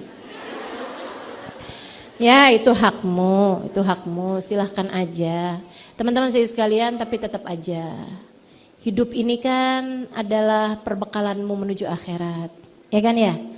Ya, kadang-kadang memang ada takdirnya gitu. Ada takdirnya perempuan itu ada gitu, sebagian perempuan yang ditakdir suaminya menikah lagi. Kan begitu. Ya saya akan berdoa Ustazah, semoga saya tidak termasuk di antara yang ditakdirkan itu. Ya silahkan aja. Tapi pokoknya gitu deh. Pokoknya gitu ya. Paham maksud saya ya? Baik. Teman-teman sekalian, Sayyidah Aisyah cemburu, akan tetapi tetap penuh cinta. Salah satunya ketika Nabi Muhammad SAW menikah dengan seorang perempuan yang cantik. Cantik. Dan gak tua juga. Gitu. Namanya Sofiyah bintu Huyai. Dia adalah seorang perempuan, teman-teman saudara sekalian, yang anak seorang raja. Huyai itu adalah pemimpin sebuah kabilah, anak raja. Nabi Muhammad menikahi Sayyidah Sofiyah bukan karena cinta teman-teman, bukan karena naksir gitu, enggak. Akan tetapi karena unsur politik. Ini kalau misalnya dinikahin anaknya, bapaknya masuk Islam, semua senegeri masuk Islam. Karena dia adalah seorang pemimpin yang sangat dicintai sama rakyatnya. Maka Nabi pun menikahinya. Teman-teman sekalian yang saya muliakan, itu perempuan-perempuan pada ngintip. Bukan hanya ngintip, ketemu sih ya, sebagian nemuin gitu kan Sayyidah Sofiyah. Dan Sayyidah Aisyah lihat juga Sayyidah Sofiyah. Lihat bahwasanya Sayyidah Sofiyah itu putih, cantik, senyumnya manis, enggak tua juga, anak raja. Ya ampun. Sayyidah Aisyah ngelihatnya,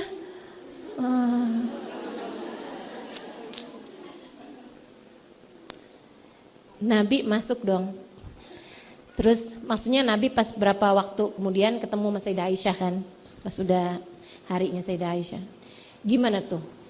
Kalau kamu bayangkan cemburunya Sayyidah Aisyah itu kayak cemburunya kamu, cemburunya orang-orang yang gak takwa gitu.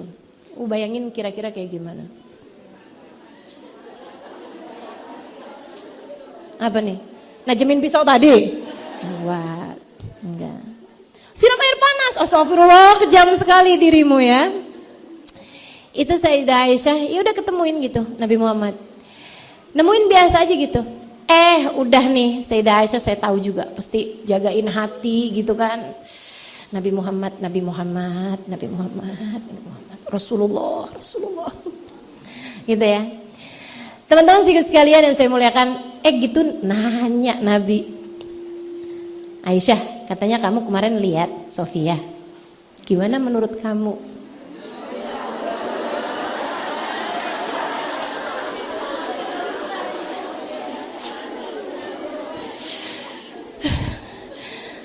Bukankah sebaiknya tidak kau sebutkan namanya di hadapanku, wahai Rasul?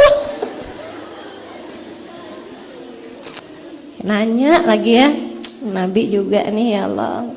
Walaupun dari ini juga kita bisa tahu ya Allah, Sayyidah Aisyah luar biasa benar. Apa kata Sayyidah Aisyah? Ya ini ya. Sayyidah Aisyah ngomong kayak gini nih. Iya, sudah lihat. Yahudiyah bintul Yahud. Gimana pun kan Nabi, dia itu kan asalnya Yahudi. Bapaknya juga Yahudi, ingat loh Rasul. Lucu banget ngasih gemes. Maksudnya tuh kayak Sayyidah Aisyah tuh lagi mau ngingetin, yang bersamamu ini loh, muslimah binti muslim.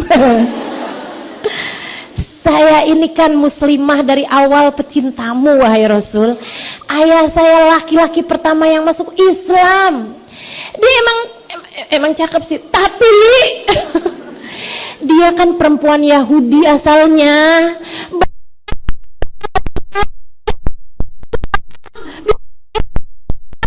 Gitu. Lucu kan? Gemes kan? Hatinya busuk tuh Rasul. Jangan-jangan kamu kena pelet Rasul. Gitu. Tetap.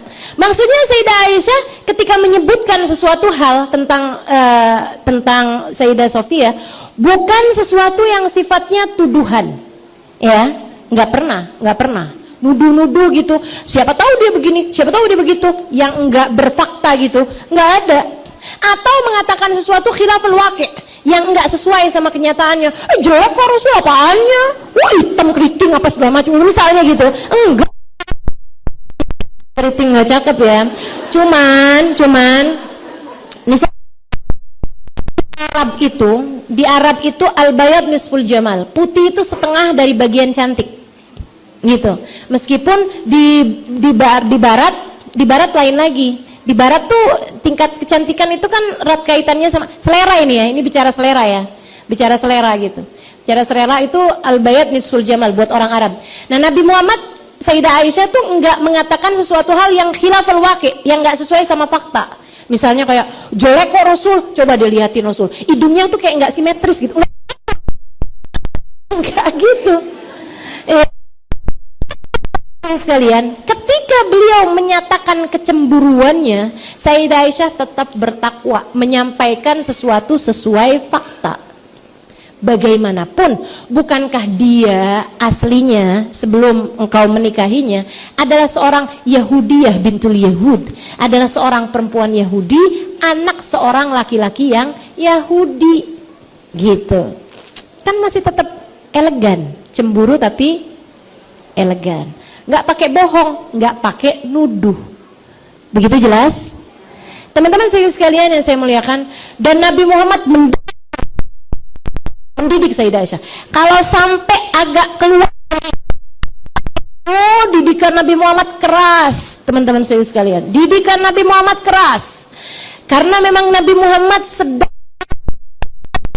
ustazah. Nabi Muhammad mendidiknya dengan sangat keras. Pernah satu hari Nabi Muhammad nih lagi barengan sama Sayyidah Aisyah, ya, lagi barengan sama Sayyidah Aisyah. Ketika datang Sayyidah Sofiyah pengen ngomong sesuatu sama Nabi Muhammad yang kayaknya memang urgent gitu ya. Dan Sayyidah Sofiyah itu juga perempuan yang sangat beradab, enggak sengaja cari-cari gitu. Ini Nabi lagi barengan sama Sayyidah Aisyah nih, saya gangguin dah. Nggak gitu. Semua istri-istrinya Nabi itu perempuan-perempuan takwa, teman-teman. Ya, makanya kalau ada yang berani ngomong sesuatu hal tentang istrinya Nabi Muhammad, saya cuma bilang aja gitu, yang dipilih bukan ente. Yang dipilih jadi istrinya Nabi mereka. Karena Allah lihat betapa sangat mulianya mereka, layak bersanding dengan seorang paling mulia di mata Allah. Bukan kamu yang dipilih. Kalau kamu lebih baik daripada dia, bakalannya kamu yang dipilih. Tapi enggak, kamu dilahirkan sebagai perempuan tahun 2022. Seribu sekalian yang saya muliakan, Nabi Muhammad alaihissalam lagi barengan sama Sayyidah Aisyah. Memang ada sesuatu hal yang sangat penting untuk disampaikan Sayyidah Sofiyah kepada Nabi Muhammad alaihissalam. Saya nggak ngerti, mungkin kayak dapat kabar ayahnya mau datang atau apa. Hal yang memang sangat berkait sama urusan Islam. Segitunya Sayyidah Sofiyah tuh adab, teman-teman. Begitu datang ke rumahnya Nabi Muhammad sedang barengan sama Sayyidah Aisyah, yang pertama kali diajak ngomong Sayyidah Aisyah. Dia nggak ngajak ngomong Nabi Muhammad alaihissalam. Yang diajak ngomong begitu assalamualaikum gitu ya, masuk, dia ngajak ngomong Sayyidah Aisyah. Adab kan, takwa kan, keren kan. Oh, kalau kamu ngerasa kamu sebagai istrinya, apalagi istri yang mudaan, suka belagu nih, makanya ya. Istri pertama kamu harus juga tetap punya adab. Istri kedua jangan belagu. Perhatian nih buat para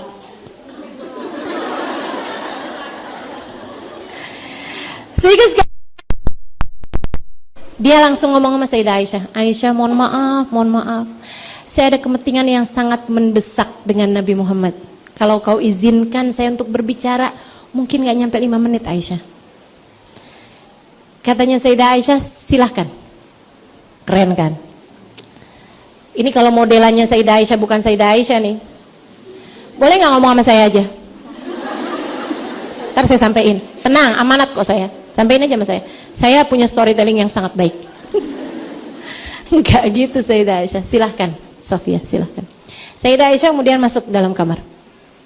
Saya akan menunggu. Kalau kamu udah selesai, bilangin saya. Lebih Aisyah. Ngobrol, nggak lama teman-teman. Nggak lama, nggak kemudian mentang-mentang. Gitu kan? sengaja bikin cemburu gitu. Ngomongnya 5 menit ternyata 5 jam. Nggak pulang-pulang gitu, nggak gitu. Habis selesai ngobrol memang suatu hal yang sangat penting, mendesak, nggak nyampe 5 menit. Dia kemudian bilang, Aisyah saya pamitan ya. Sayyidah Aisyah keluar. Lebek Sofia, udah selesai? Udah. Nggak ini dulu, misal gitu ya. Kayak nggak usah Aisyah, saya langsung pamitan aja. Lebek. Tuh, Nabi Muhammad, Sayyidah Aisyah nungguin di pintu. Nabi Muhammad juga ikutan nungguin di pintu. Sampai Sayyidah Sofiahnya itu jalan, nggak kelihatan lagi. Baru kemudian keduanya menutup pintu. Akhlak, teman-teman sekalian, akhlak itu memang harus di atas agama. Ada agama, mau siapa juga, apalagi rasa. Harus teman-teman, adab tuh di atas rasa. Kamu boleh cemburu, tapi adab cemburumu. Keren kan? Segitunya, nah itu kan udah manis banget tuh sebenarnya ya. Udah surga Firdaus tertinggi nih kelewatan malahan. Keren banget kan? Luar biasa. Sayyidah Aisyah ada gitu, nyeletuk sesuatu. Rasul, dengerin ya. Sofia tuh cantik ya. Kalau aja sayang aja gitu lehernya. Gitu doang lo ngomongnya. Itu segitunya tuh pakai pujian. Kamu masih bingung kan? Kamu ngelihatnya kayak bukan ghibah. Karena kamu kalau ghibah habis-habisan. Kamu PZ. Sayyidah Aisyah nih A aja nggak nyampe loh. Pakai pujian. Tahu kenapa? Sayyidah Aisyah cuma bilang kayak gini nih. Innaha jamilah ghaira anna unuqaha. Gitu. Rasul, Sofia tuh cantik ya. Ini kalau istri modelannya nggak takwa, wah, mau bilangin madunya cantik, nggak ada ceritanya.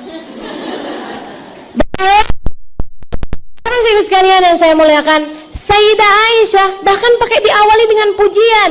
Innaha jamilah, Rasul, Sofia tuh cantik ya. Sayang aja lehernya. Kenapa lehernya bahkan nggak dikasih tahu sama Sayyidah Aisyah? Kita bahkan nih nggak tahu ada apa. Kurang jenjangkah? Kurang tinggikah? Agak pendekkah lehernya? Gitu ya. Kita nggak paham teman-teman ada apa di leher Sayyidah Sofia. Karena memang tidak sebegitu menjelaskannya Sayyidah Aisyah tentang ada apa dengan lehernya Sayyidah Sofia. Tapi kan dengan adanya kata-kata tapi, sayang aja, ghaira anna unuqaha, sayang aja lehernya, itu kan menyiratkan sesuatu hal yang sifatnya kurang, sifatnya minus, sifatnya negatif. Karena Sayyidah Aisyah diawali dengan kalimat positif, dia cantik ya, sayang aja lehernya, itu kan berarti kurang. Teman-teman saudaraku sekalian yang saya muliakan, kita zaman sekarang bahkan dengar ucapan Sayyidah Aisyah ini kita nggak menganggapnya sebagai ghibah, teman-teman. Betul? Pujian sesuai dengan fakta, memang ada apa tuh dengan lehernya, kan begitu ya. Segitunya Sayyidah Aisyah tidak menunjukkan ada apa kekurangannya lehernya Sayyidah Sofia. Nabi Muhammad merah pada saat mendengar ucapan, kemudian beliau dengan sangat marah teman-teman saudaraku sekalian. Dari sini nih kita tahu nih, Nabi tuh marahnya karena agama, karena Allah, bukan karena dirinya. Andai karena dirinya, ada seorang suami madunya disebut kekurangannya oleh istrinya, gitu kan? Tahu dong, itu karena cemburu.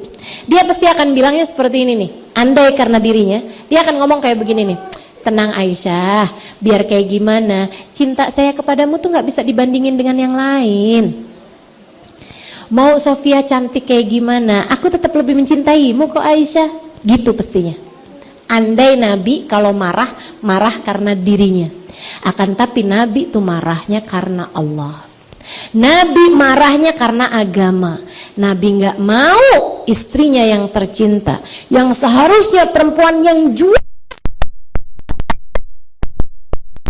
malah berkurang nilainya. kalah sama cemburunya. Nabi merah padam mukanya, kemudian berkata, ya laqad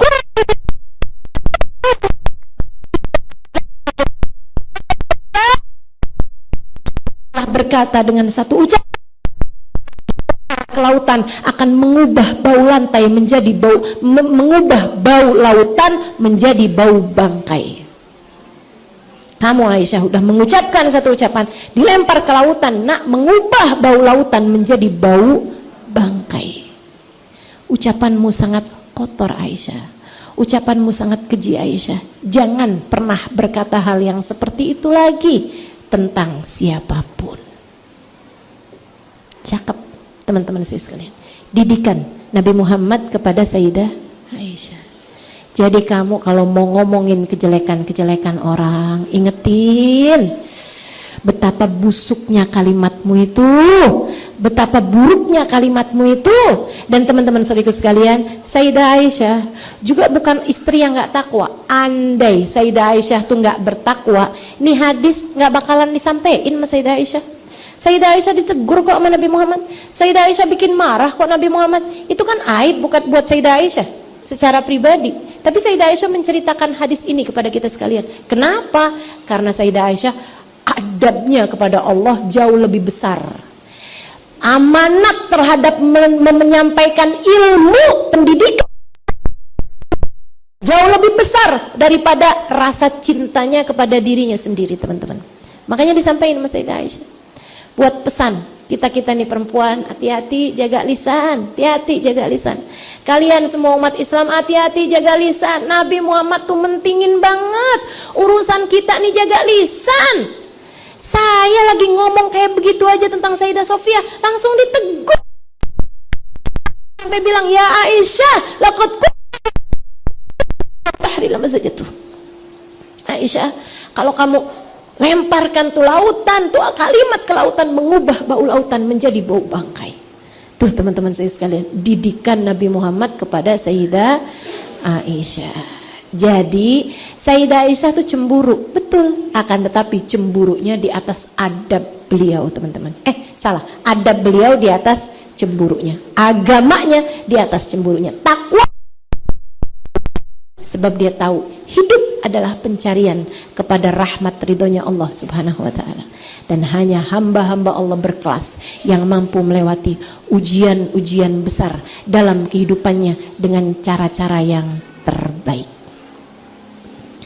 Nabi Muhammad menikah lagi, itu ujian tentu saja buat Sayyidah Aisyah. Tapi kita sudah tahu bagaimana Sayyidah Aisyah mampu melewati semuanya dengan cara yang paling anggun, dengan cara yang paling elegan, dengan cara yang paling bertakwa, sehingga menjadikan Sayyidah Aisyah mendapati gelar yang sebegitu indahnya. Dia adalah perempuan yang paling tercinta di hati Nabi besar Muhammad sallallahu alaihi wa ala alihi wa sahbihi wasallam. Teman-teman, beradablah kepada Sayyidah Aisyah. Kalau kamu udah dengar orang ngomong gak baik tentang Sayyidah Aisyah, jangan percaya dan tinggalin orang itu. Dia telah berani berkata sesuatu yang gak baik tentang seorang perempuan yang paling tercinta di hadapan Nabi Muhammad SAW. Kamu kalau berani ngejelek-jelekin orang yang paling dicinta di hadapan seseorang, bisakah kamu punya muka untuk menghadapi kekasihnya? Kamu jangan ngaku-ngaku cinta sama Nabi Muhammad, tapi kamu berani ngomong sesuatu yang jelek tentang Sayyidah Aisyah. Ntar takutnya di akhirat nanti kamu bermasalah nih sama kekasihnya Sayyidah Aisyah. Siapa kekasihnya? Rasulullah sallallahu alaihi wasallam. Beradablah kepadanya, sering-seringlah sambungkan hati kepadanya, kirimkan Fatihah kepadanya, terutama buatmu yang ingin menjadi seorang perempuan yang pandai, buatmu yang ingin anakmu menjadi seorang yang pandai seperti Sayyidah Aisyah, maka banyak-banyaklah mendekat kepada beliau. Radhiyallahu taala anha wa ardaha ala hadhihi niyyah wa bi kulli niyatin salihah. Semoga semuanya sambungin hati sama Sayyidah Aisyah ala hadhihi niyyah wa ila hadratin Nabi. Al-Fatihah. Bismillahirrahmanirrahim. Alhamdulillahirabbil alamin arrahmanirrahim maliki yaumiddin. Iyyaka na'budu wa iyyaka nasta'in. Ihdinas siratal mustaqim. Siratal ladzina an'amta 'alaihim ghairil maghdubi 'alaihim waladdallin. Amin. Taqabbalallahu minna wa minkum taqabbal ya karim. Kita baca suratul Fatihah, kita khususkan untuk Sayyidah Aisyah. Semoga ilmu kita pada hari ini menjadi ilmu yang bermanfaat, dan semoga kita semuanya nih yang hadir di tempat ini bisa menjadi perempuan-perempuan salehah. Jadi murid-murid Sayyidah Aisyah insyaallah. Jadi orang-orang yang bisa membahagiakan hati Nabi Muhammad, membuat ridha Allah Subhanahu wa taala, dan juga menjadi calon-calon penghuni surga Allah Subhanahu wa taala insyaallah. Ala hadhihi niyyah, al-Fatihah biniyati, al-Fatihah ila ruhi Sayyidah Aisyah binti Abi Bakar, Allah yaghfir laha wa yarhamha wa ya'li darajatiha fil jannah wa yanfa'una barakatiha wa asrariha wa anwariha wa ulumiha wa nafahatiha fid din wa dunya wal akhirah. Al-Fatihah. Bismillahirrahmanirrahim. Alhamdulillahirabbil alamin. Iyyaka na'budu wa iyyaka nasta'in. Ihdinas siratal mustaqim. Siratal ladzina an'amta 'alaihim ghairil maghdubi 'alaihim waladdallin. Amin. Taqabbalallahu minna wa minkum. Taqabbal ya karim.